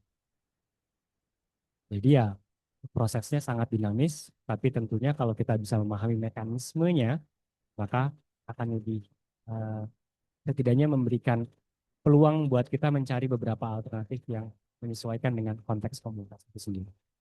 Itu dari saya kayaknya ya. Oh, penutup masih ada. Tapi kurang lebih seperti itu sih. Kota yang tangguh adalah kota yang menguatkan relasi, menjaga agensi individu dan memungkinkan warga tetap bermakna dalam ketidakpastian. Itu pesan-pesan dari saya. Saya belum Baik, saya kembalikan kepada Mbak Meli. Terima kasih. Oke, baik kita kasih aplaus dulu untuk para narasumber kita, untuk Terry dan juga Mas Aten. Menarik sekali paparan yang sudah disampaikan dan mengingat bahwa presentasi ini atau riset ini dilakukan di konteks yang sangat spesifik ya, masyarakat miskin dan rentan terhadap bencana, maka ini memang bisa menambah literatur di bidang well-being dan resiliensi ya, Mas Terry ya, terutama di Indonesia dan khususnya literatur secara umum di dunia. Dan ada pas saya yakin pasti ada banyak sekali pertanyaan dari teman-teman yang hadir di sini baik online maupun offline, mengingat risetnya sangat besar gitu ya, kemudian paradigma well-being yang digunakan juga paradigma yang baru, relational well-being yang seringkali disalahartikan, ya kan Mas Aten ya, gitu ya, disalahartikan, disalah dipahami gitu bahwa wah relational well-being tuh yang penting komunitas, ya ternyata komunitas bisa jadi paradoks ya Bapak dan teman-teman ya, bisa jadi paradoks dan malah mengurangi keberfungsian seorang individu untuk bisa menjadi lebih well-being dan resilience. Baik, kita buka sesi tanya jawab ya. Saya mau lihat dulu pertanyaan dari. Oke, kita lihat yang offline dulu. Apakah ada pertanyaan dari teman-teman yang hadir di sini? Oke, silahkan. Oh, pendek banget. Panjang juga boleh kok. Silahkan diperkenalkan diri dulu, Masnya. Perkenalkan, nama saya Hadi. Sebenarnya tadi melihat paparan dari Pak Terry, keluarga positif mempengaruhi relational well-being dan komunitas negatif ya, mempengaruhi resilience dan komunitas negatif. Kalau boleh tahu pertanyaan untuk komunitas itu apa ya?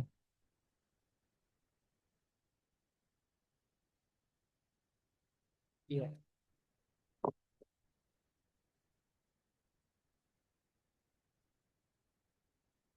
Kalau beberapa pertanyaan keluarga itu seperti apakah memiliki eh, keleluasaan, apakah dengan mudah dapat berbagi waktu bersama dengan keluarga itu, terus kemudian apakah eh, keluarga memberikan kesempatan untuk apa gitu. Saya agak lupa tapi kurang lebih seperti itu konteksnya. Terus kalau untuk yang komunitas itu seperti ini, saya punya peluang untuk me- atau saya dapat menggunakan hak saya, hak pilih saya untuk memilih kepala RT dan atau kepala RW. Eh, saya punya eh, saya apa aja ya coba ya, Pak ya. Saya agak lupa nih. Udah lama banget. Padahal baru 2020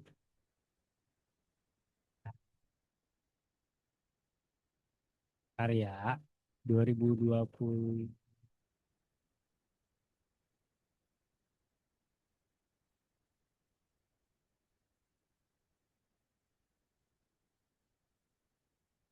Demi menafkahi keluarga sih katanya.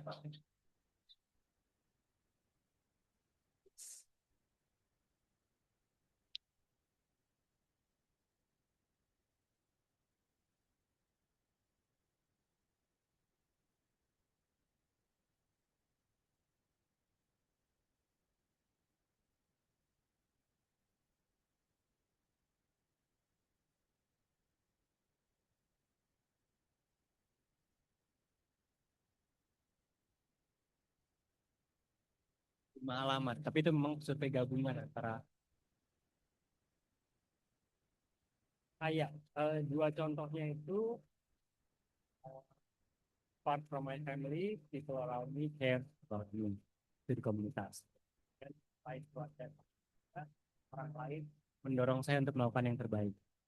Itu salah satu di community uh, ada melakukan community protective factor, community participation itu. Saya soalnya tadi agak mungkin sama dengan yang Pak Terry bilang. Kenapa hasilnya semacam itu ya? Pikiran saya sama juga. Ternyata setelah saya nggak tahu, penasaran dengan pertanyaannya, mungkin bisa baca lebih jelas lagi. Cuma kalau itu pertanyaan, ini insight saya yang saya dapetin ya. Ketika saya kaitkan dengan presentasi pertama, tadi kan di presentasi pertama Pak Bagus Takwin bilang, apakah dampak negatifnya itu di antaranya ada dua, normalisasi situasi buruk dengan bouncing in place. Nah, itu insight yang saya dapat malahan disintesiskan dengan presentasi Pak Terry. Saya ngerasa dua hal itu malah hal yang positif untuk masyarakat semacam itu tadi, terutama mengingat dengan pertanyaan tentang komunitas tadi ya. Soalnya normalisasi situasi sulit bagi mereka kemungkinan itu adalah cara untuk kembali ke situasi equilibrium. Karena bagaimana misalnya partisipasi politik dan lain sebagainya di komunitas ketika pengharapan ke masa depan itu nyaris tertutup semacam itu dengan segala kebijakan tadi nggak diajak. Mereka kompeten kok, tapi ketika mereka kompeten dan nggak ketemu jalan keluar, ketika mereka punya perasaan bisa tapi nggak ada harapan ke sana, bukankah normalisasi situasi buruk itu hal yang baik untuk kesehatan mental mereka semacam itu? Bahkan mungkin bouncing in place pun itu satu-satunya cara untuk bertahan. Karena bagaimana lagi kita bertahan di negara kita semacam ini sih. Kita aja sih. Ya itu menarik sekali memang responnya. Bu, saya lanjut. Jadi ya kalau kita lihat memang itu strategi yang apa yang memang berjalan sekian tahun dan terbukti bisa bikin mereka bertahan ya. Soal positif negatif dalam pengertian penilaian baik buruk moral itu beda kali ya. Mungkin kalau mereka pikir ya bertahan hidup seperti ini bagus, orang ini cuma tempat tempat numpang minum. Dunia ini cuma tempat numpang minum misalnya. Ya udah lah, pokoknya bertahan hidup udah bagus. Itu ada yang misalnya dari luar pemerintah, wah kok daerahnya kumuh terus, nggak berubah-ubah nih, perlu diperbaiki. Itu akan mungkin mereka akan menilai negatif kejadian kondisi seperti itu. Mereka cuma gitu-gitu. Tapi tadi kalau Anda bilang, Hadi bilang, ya udah bagus lah itu. Kalau enggak bagaimana lagi cara mereka bertahan di negara yang seperti ini gitu kan. Ya kita bisa nilai bilang itu positif. Atau mereka bisa bilang positif. Nah cuman secara material, secara objektif kan kita lihat kondisi mereka ya begitu-begitu aja. Kondisinya ya buruk secara ekonomi. Mungkin kalau lihat dari sanitasi, kesehatan juga kurang. Tapi mereka merasa baik-baik aja gitu. Apa iya kita bilang positif? Kita nggak tega juga mau bilang. Kayak dulu ada misalnya kultur kemiskinan, budaya kemiskinan dari Oscar Lewis tuh ya. Mereka menjadikan budaya kemiskinan itu. Nilai-nilai mereka percaya miskin itu baik gitu ya. Dipertahankan, diturunkan ke anak cucu. Itu positif kalau jadi budaya. Tapi apakah ya kita cukup tega dan rela untuk bilang itu positif? Kita mau ya kita mau mengubah. Cuma memang kita juga nggak bisa memaksakan untuk mengubah mereka tanpa mereka terlibat ya. Yang penting bagaimana caranya supaya mereka mau berubahnya dan memang eh, perubahannya secara objektif ada kemajuannya. Kita mau bilang itu positif sepenuhnya juga enggak karena banyak juga yang muda-muda pergi dari rumah dari situ kerja di luar pindah ke tempat lain. Ini beberapa yang ya belum bisa bersaing di luar bertahan di situ. Jadi kalau bilang positif ya positif bisa juga ya. Bersyukur lah bersyukur. Untung kakinya cuma hilang sedikit. Untung cuma miskin gitu kali.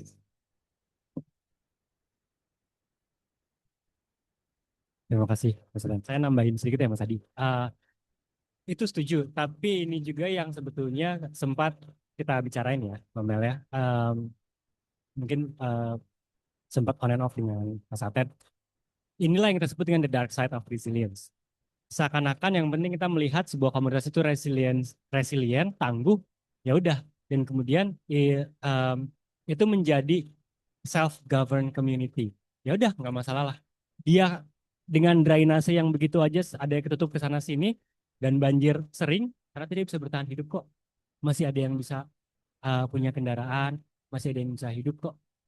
Eh, itu sebetulnya juga memang jadi kaitannya jadi dengan ke moral responsibility ya. Tapi kalau mau ke level yang lebih makro lagi, sebetulnya dari sisi struktur ya eh, formal dan institusional sebetulnya jadinya ada miss di situ.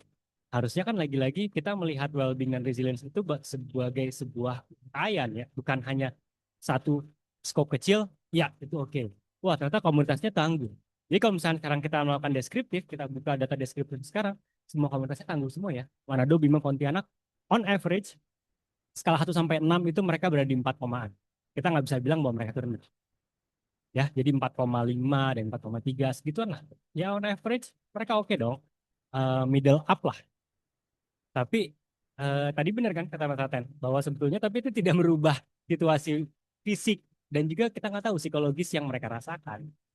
Eh, Ditambah lagi secara formal dan institusional kita melihatnya ya orang dengan mudah bisa mencuci tangan tadi. Oke kok komunitas itu udah resilient, kok tangguh, biarkan saja. Nanti kita malah mengganggu konstelasi ketangguhannya kan. Malah itu yang sebetulnya malah jadi bermasalah. Itu sih kalau kata saya. Ya, dan sebenarnya hasil normalisasi ini bukan hanya terjadi di Indonesia sih. Riset-riset lain di negara lain yang mengalami situasi yang sama itu memang ada kecenderungan untuk menormalisasi keadaan mereka karena memang itulah cara kalau kita istilahnya coping ya, cara mereka beradaptasi terhadap situasi yang sulit. Tapi kan kemudian kalau kita bicara lagi kualitas hidup seperti apa dan lain sebagainya, ya mereka dalam situasi ya seperti itu dan stay like that, tetap seperti itu. Apakah itu sesuatu yang mau dipertahankan atau tidak? Nah, kita sih harapannya riset ini bisa membawa perubahan ya dari bahwa ada situasi-situasi yang mestinya bisa dirubah dan dirubahnya dari mana itu sih sebenarnya itu bisa. Oke, ada lagi mungkin di sini yang mau bertanya yang offline? Kalau enggak kita lihat dulu yang online ya. Oke, wih Yang mana nih? Yang dua pertanyaan ini ya. Ada dua pertanyaan dari Irsalina dan Adam Sunar. Ya, yang pertama tuh saya ya, bagaimana kaitan antara wealth portfolio yang sifatnya objektif dengan subjektif material well-being pada sampel ini. Jawabannya hubungannya seperti hubungan kedua hal ini di tempat lain, jadi nggak ada perubahan. Nah, apa hubungannya? Ini kan kalau yang wealth portfolio itu objektif ya, punya harta berapa, punya duit berapa, punya tabungan dan sebagainya. Sedangkan yang subjektif material well-being itu subjektif. Nah, hubungannya itu korelasi positif sampai titik tertentu. Kepemilikan barang, portfolio kekayaan tuh berkorelasi positif dengan subjective material well-being sampai titik tertentu. Kayak ada kena hukum diminishing return. Kalau kayak tambah kaya, tambah punya duit lebih banyak, tambah perabot, tambah mobil, satu, dua, tambah tinggi well-beingnya. Terus sampai titik tertentu nambah kaya nggak nambah well-being.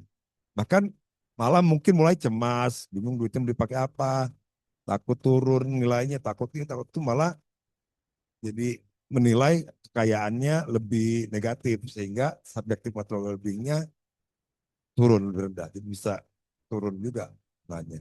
Nah, juga faktor ini yang penting, bukan hanya jumlahnya banyak sedikit si portfolio kekayaan itu, tapi komposisinya juga harus ini. Kalau dia cuma punya cash saja atau punya tanah, ada teman saya punya tanah tapi jualnya susah, juga susah hidupnya gitu ya. Jadi kalau dia punya tanah, punya uang, punya aset lain beragam dan fungsional, itu lebih meningkatkan subjektif material well-being ketimbang yang cuman satu dua jenis kekayaan ya. Nah, temuan yang menarik, saya kira itu korelasinya seperti itu sama. Jadi temuannya nggak terlalu beda jauh dengan temuan umum.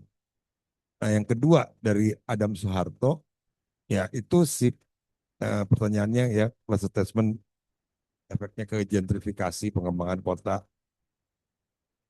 Ya itu saya kira gini, problemnya di kita itu orang biasanya nggak percaya kalau ada gentrifikasi, ada perbaikan, perluasan, peningkatan kualitas kota, si warga di daerah itu yang akan dapat manfaat. Mereka akan takut dilempar. Yang punya plus assessment tinggi akan bertahan. Mereka akan menolak itu si gentrifikasi, eh, perbaikan perluasan kota itu mereka akan nolak karena biasanya mereka mempersepsi mereka akan kehilangan tempat mereka yang merupakan tempat terbaik buat mereka. Jadi itu bisa bisa menghambat ya secara emosional, mereka biasanya juga nggak mikir dulu, pokoknya langsung curiga bahwa ini bakal diambil tempatku atau akan dipindahkan ke tempat yang nggak jelas atau nggak akan bagian rumah akan kehilangan. Jadi kursus mereka bertahan. Kok kehidupannya di tempat baru belum tentu Nah lebih iya, baik gitu. di tempat baru belum jelas, nggak ada kerabat, nggak ada apa, identitas diri saya hancur. Kita dari sini, dari lahir udah di sini, banyak yang akan hilang. Sehingga ya mereka cenderung menghambat atau tidak setuju atau menentang si gentrifikasi gitu ya. Nah, jadi kalau kalau aset itu dalam arti aset buat siapa? Buat pemerintah. Ya kalau mereka mempersepsi bahwa tempat ini tidak akan jadi tempat mereka nanti, itu jadinya malah jadi penghambat ya. Tapi kalau kita pemerintah atau siapa yang bisa meyakinkan warga yang punya plus attachment tinggi bahwa mereka yang akan menikmati dan mereka akan tinggal di situ, itu akan jadi aset untuk membantu gentrifikasi lebih bagus, pengembangan lebih bagus. Itu kira-kira. Yang berikutnya Mas Terry. Silakan Terry, pertanyaan kedua. Baik. Terima kasih Pak Adam ya, Mas Adam. Yang kedua dengan trennya sebenarnya tidak terlalu ngaruh ya perpindahan ke apartemen atau rusun sebenarnya karena kan uh, semua berdasarkan pada uh, norma yang biasa kita miliki kerukunan, gotong royong, dan lain sebagainya. Nah, cuman sebenarnya ini berkaitan dengan pertanyaan keduanya, bagaimana cara mengganti keamanan organik khas kampung kota ke dalam lingkungan urban yang semakin individualis. Dari penemuan kami sih di Bima Manado Pontianak, ketika terjadi banjir semua kompak. Ketika terjadi Jadi intinya apa sih? Sama kalau di teori konflik, kita kasih konflik. Tiba-tiba menjadi semua kompak. Kenapa? Melalui mekanisme sense of social identity.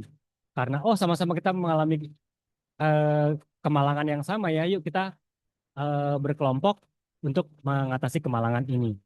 Kalau kata Alport kan, supaya orang bisa bekerja sama atau kelompok yang berbeda bisa bekerja sama, salah satunya adalah ada common goal, ada kesetaraan. Nah, itu sebetulnya selama itu Musuh bisa bersama. ada musuh bersama. Entah itu musuh bersama atau misalkan common goal aja. Misalkan kita ingin bikin kampung warna-warni ya, misalkan. Eh, Selama itu ada, itu bisa tetap terjaga atau bisa dibangkitkan keamanan organiknya. Cuman memang permasalahannya kan itu tidak sesederhana eh, membaca teori karena setiap orang punya kebutuhan material masing-masing, kemudian jadwal pekerjaan masing-masing. Ya, itulah yang memang biasanya eh, kalau dalam modul-modul konflik atau modul-modul utama adalah siapa dulu nih atau apa goalnya atau siapa tadi atau apa yang jadi krisisnya. Kalau itu sudah bisa didefinisikan maka seharusnya bisa dibuat rangkaian kegiatan komunitasnya lebih terstruktur. Itu.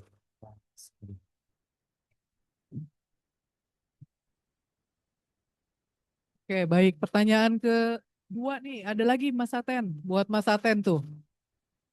Udah, oh kesini dulu. Oh, ada yang mau bertanya? Silakan. Gantian ya. Silakan. Nah, oke.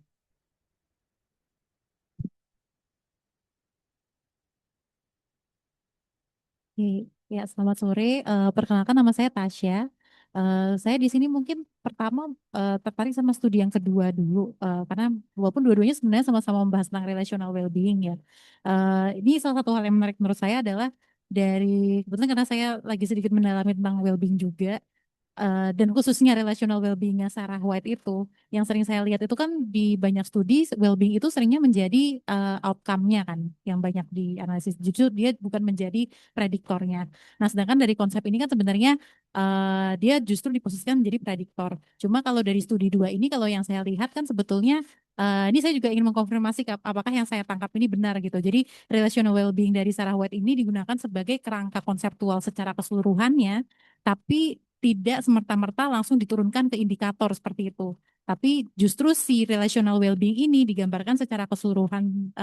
Tadi kalau saya lihat diturunkannya seperti menggunakan family participation, terus kemudian social and facility satisfaction, lalu juga tadi saya lihat ada subjektif dan material well-being, subjektif material well-being ya. Kalau saya tangkap berarti ini bukan subjektif pisah sendiri dan material sendiri, tapi lebih ke material well-being dari perspektifnya si individu ini, seperti itu yang saya tangkap. Nah, pertama apakah benar memang secara konseptualnya seperti itu? Karena saya pribadi pun juga sedang menghadapi sedikit challenge untuk bisa menemukan gimana caranya membuat indikator dari relational well-being ini. Lalu kemudian juga kan sebetulnya dari relational well-being itu sendiri dia ada 3 driver kan. Kalau secara dimension kan memang subjektif, relasional, sama material. Tapi secara dimension kan dia ada personal, societal, sama environmental. Nah, kalau saya lihat dari yang di sebelah kirinya ini tadi, sebenarnya apakah environmental itu cukup terwakili dari yang si facility satisfaction itu saja, atau sebenarnya memang karena dari studinya ini sendiri sudah spesifik ke konteks kawasan rawan banjir, apakah itu sebenarnya sudah mewakili si environmental sendiri itu atau seperti apa? Dan mungkin juga yang saya penasaran adalah secara metodologinya tadi kan sebenarnya sempat di-share ya, itu menurut saya cukup menarik untuk bisa menggunakan participative approach-nya itu. Jadi yang saya penasaran apakah juga penentuan variabel-variabel yang di sebelah kiri ini tadi sebagai prediktornya itu, apakah itu juga sebenarnya dari semacam kayak FGD, IDA yang sudah dilakukan sebelumnya. Maka dari situ tadi kan sempat disebut ini kayaknya lumayan konstan nih muncul tentang religiosity gitu. Karena kalau kita murni merefer kepada literatur kan biasanya gak akan langsung muncul seperti itu gitu. Apakah memang ini insights yang didapatkan dari pre-studinya seperti itu sebelum melakukan surveinya untuk instrumen ini atau seperti apa? Mungkin itu cukup menarik kalau bisa di-share juga. Terima kasih.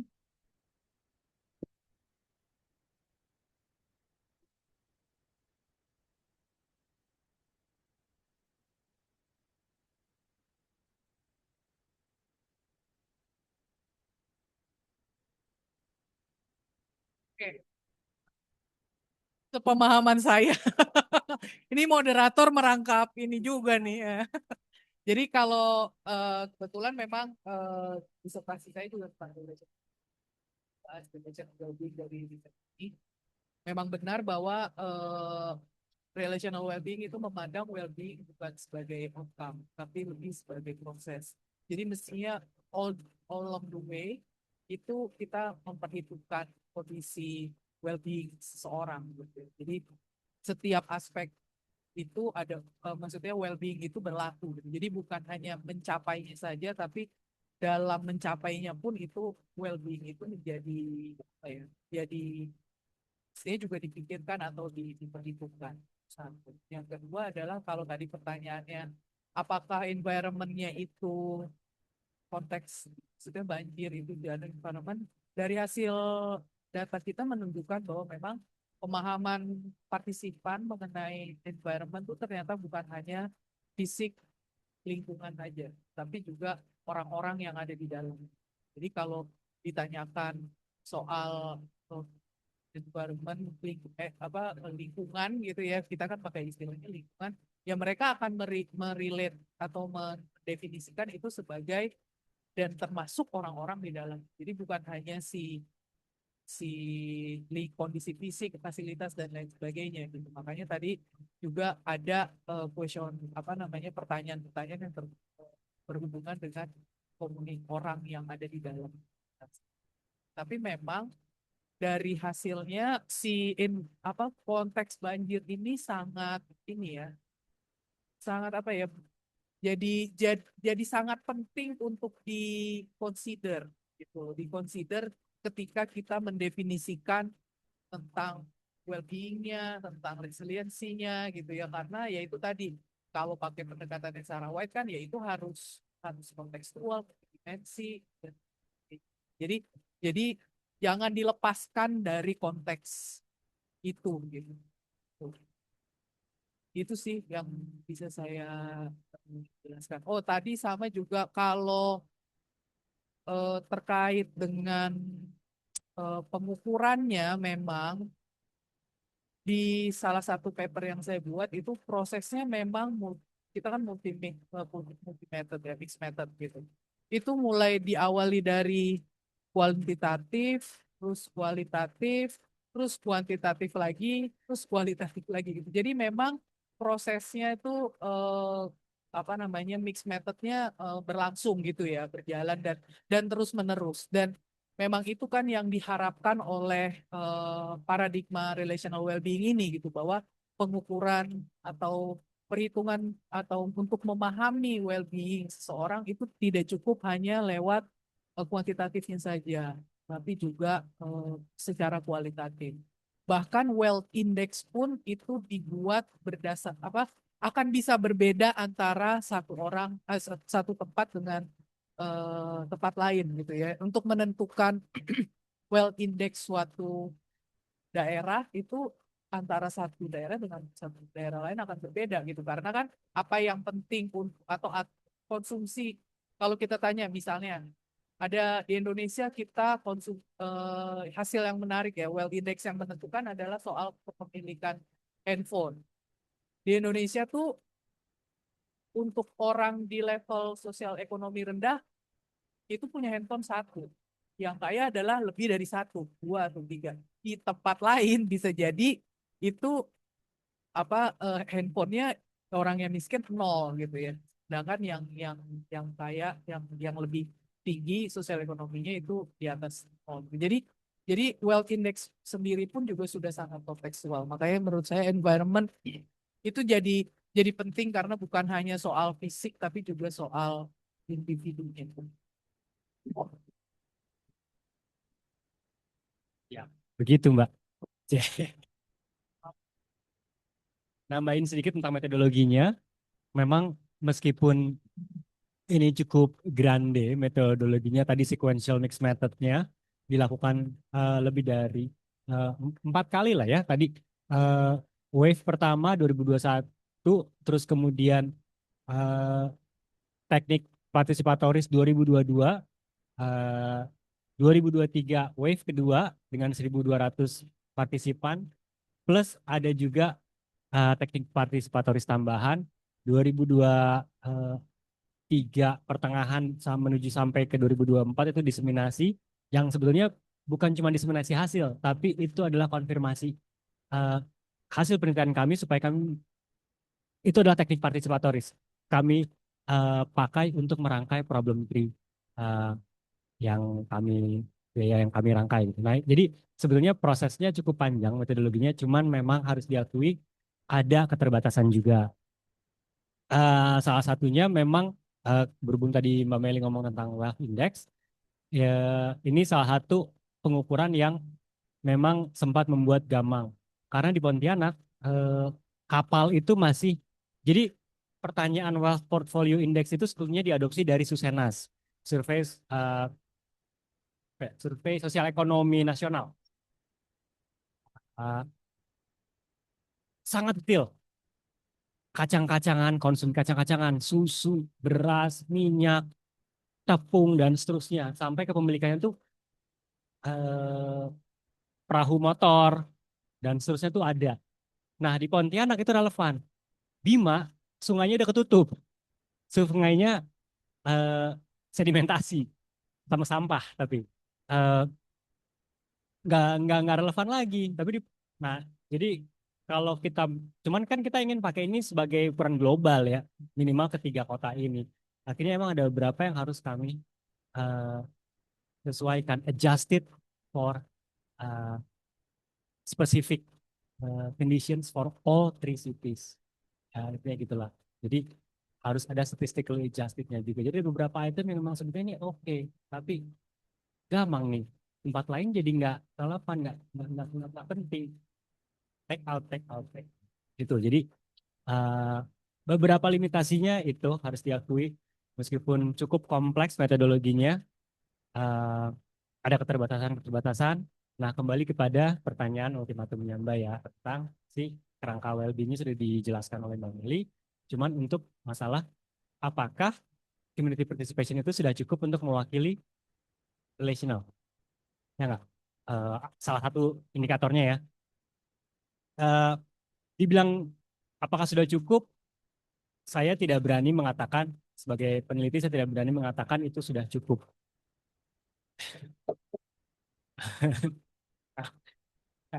Eh, jadi saya berani mengatakan itu belum cukup. Pengulangan doang. Eh, karena ketika kami pertama kali masuk 2022 untuk Indep dan FGD, kami anak baru di sana. Ketika kami melakukan FGD untuk melakukan berbagai macam teknik partisipatoris, pairwise, terus kemudian random walk dan segala macam, itu kami nggak tahu ditandem sama siapa. Meskipun kami sudah mewanti-wanti ya, bisa ditandem sama Bapak RT yang memang punya kepentingan. Karena kan kami juga punya surat penelitian dan segala macam. Jangan jelek-jelek amat lah komunitas kami dipandang. Bisa aja ada bias nih. Bias itu kan nggak pernah kedetek.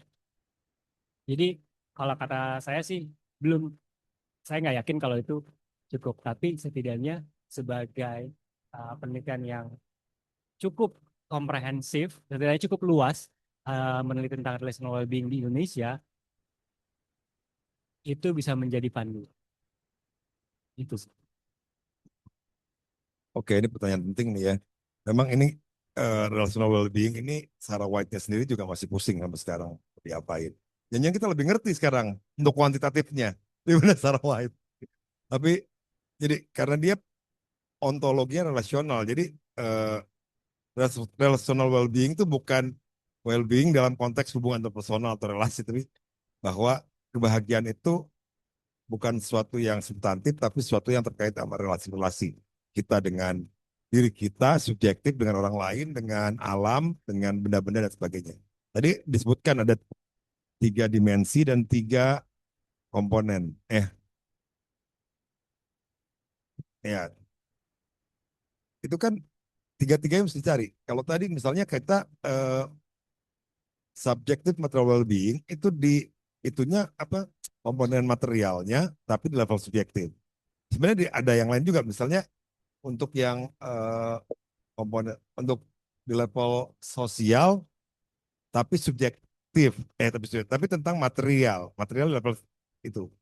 Jadi 6 kali berapa tuh? 3 kali 3. Jadi bisa pakai matriksnya semuanya harusnya. Nah memang untuk bisa dapat indikator itu nggak bisa gitu saja. Karena rasional sih ajak. Tadi Terry udah menjelaskan yang pertama kita lakukan masuk ke sana, lihat situasinya, wawancara mendalam, observasi.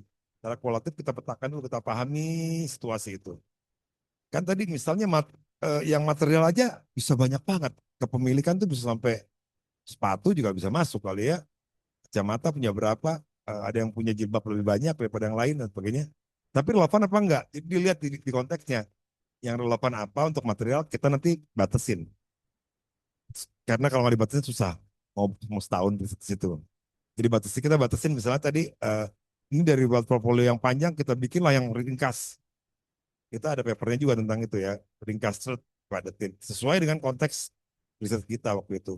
Nah Anda juga nanti gitu lihat di lapangan apa yang dibutuhkan nanti untuk sosial, untuk individual dan environmentalnya apa aja, untuk yang material subjektif dan sosial juga ya, tadi sosial apa aja, hubungan sosial dengan misalnya teman-teman di luar negeri mungkin nggak masuk, atau kalau Anda menelitinya orang-orang yang misalnya dari apa, keluarga-keluarga diplomat yang nyanu hubungan sosial dengan orang di luar negeri lebih kuat daripada hubungan sosial dengan orang di sini. Nanti indikator itu lebih menonjol daripada yang lain. Jadi gitu di apa? Dicek. Nanti Anda rumuskan, masuk lagi, ambil data, dapat hasil itu nanti kita bisa pakai untuk ngecek lagi masyarakat. Jadi bisa muter terus, nggak bisa habis. Karena relasional tadi sih kebahagiaan tuh geser-geser terus. Gantung relasi di antara tadi driver sama itunya apa levelnya. Iya, Gitu. di salah satu itu saya bahkan menemukan dimensi yang berbeda lagi gitu ya. Ada 8 dimensi yang merupakan bentuk lebih konkret dari apa yang dibuat oleh Sarah White. Gitu ya. Jadi saya ada conviviality itu yang social harmony, kemudian cultural freedom, mutual respect, kemudian ada economic resilience yang mungkin kaitannya dengan material. Terus ada local support system yang terkait dengan fasilitas yang tadi sosial material. Kemudian ada religiosity, kemudian self competence yang subjektif, ada security, empowerment, and reference of dependence. Nah, itu adalah hasil dari itu tadi proses kuali kuanti gitu yang sampai akhirnya keluarlah gitu.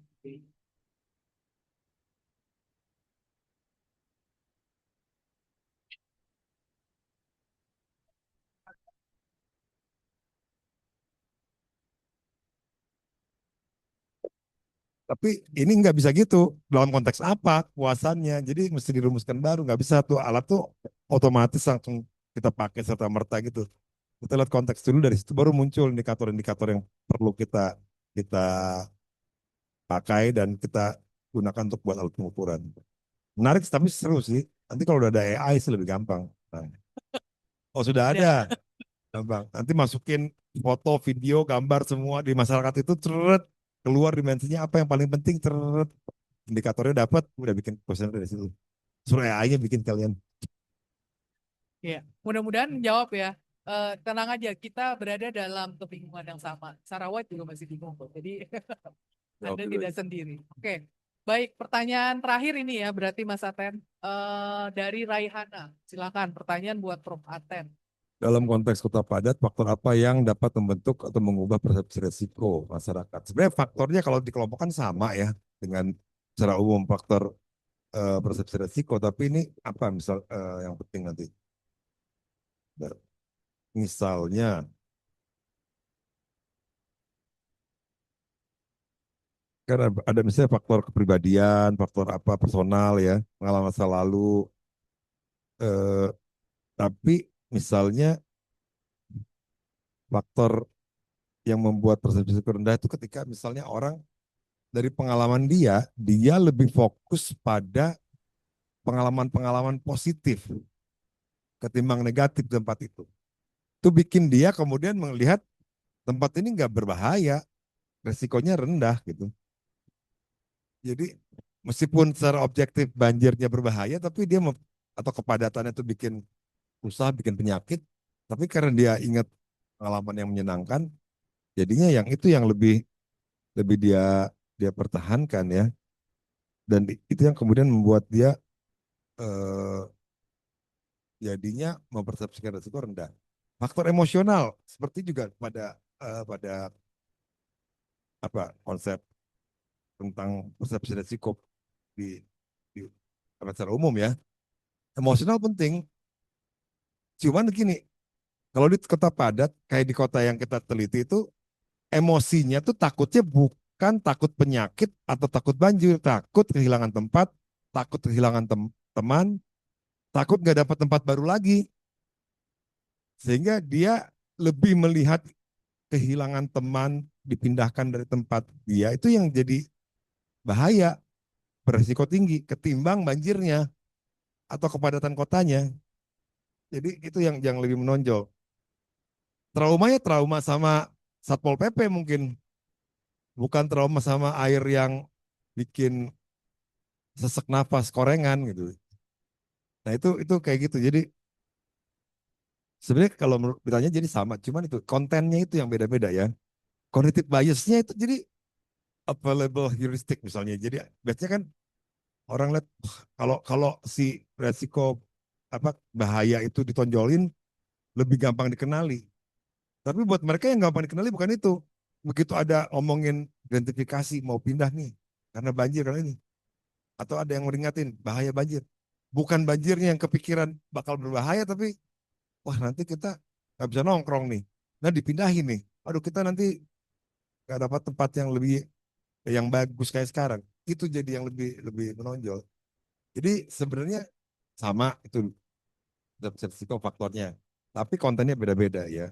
Biasnya bisa beda. Faktor sosialnya juga gitu. Keluarga masih tetap kalau keluarga bilang lebih baik di sini, banjir datang juga nggak dianggap resiko. Gak apa-apa, yang penting ngumpul. Norma sosialnya bilang baik-baik aja kita kita bertahan terhadap banjir itu adalah kesalehan yang utama misalnya. Kalau kamu kabur dari banjir, kamu nggak saleh misalnya gitu. Itu kan mereka akan melihat banjir bukan resiko.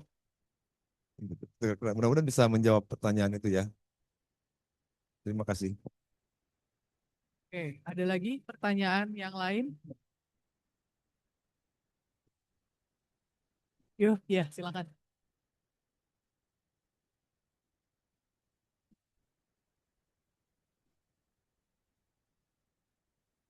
Mbak Meli, tadi saya tertarik sama apa yang dijelaskan Mbak Meli tentang religiusitas. Mau tanya untuk singkat aja mungkin Mbak Meli, religiusitasnya dalam bentuk apa ya, itu atau kepercayaan saja? Terima kasih.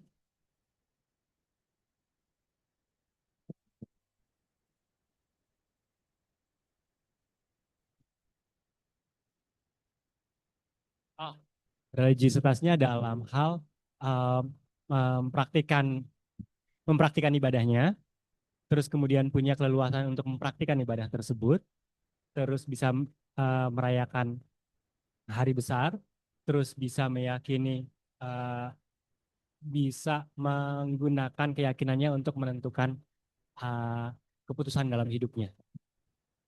Baik, mungkin kalau seperti itu lebih ke arah well-being, spiritualitas, Spiritual bukan well-being. well-being atau ke copingnya. Sebetulnya bukan ke copingnya sih, sebenarnya bukan ke copingnya, tapi lebih ke, jadi gini, tingkat religiusitas yang di sini dimaksud adalah um, agak panjang ya, tetapi saya ya semoga bisa lah ya dalam 1 menit. Jadi telatnya cuma semenit. Karena Sarawat ini kerangka kerjanya adalah ontologis, maka kita juga harus melihat bahwa uh, well-being itu tidak dihasilkan karena atau kita hasilkan karena sesuatu, tapi karena keberadaan kita, maka well-being. Well-being itu embedded di dalam keberadaan kita sebagai makhluk sosial.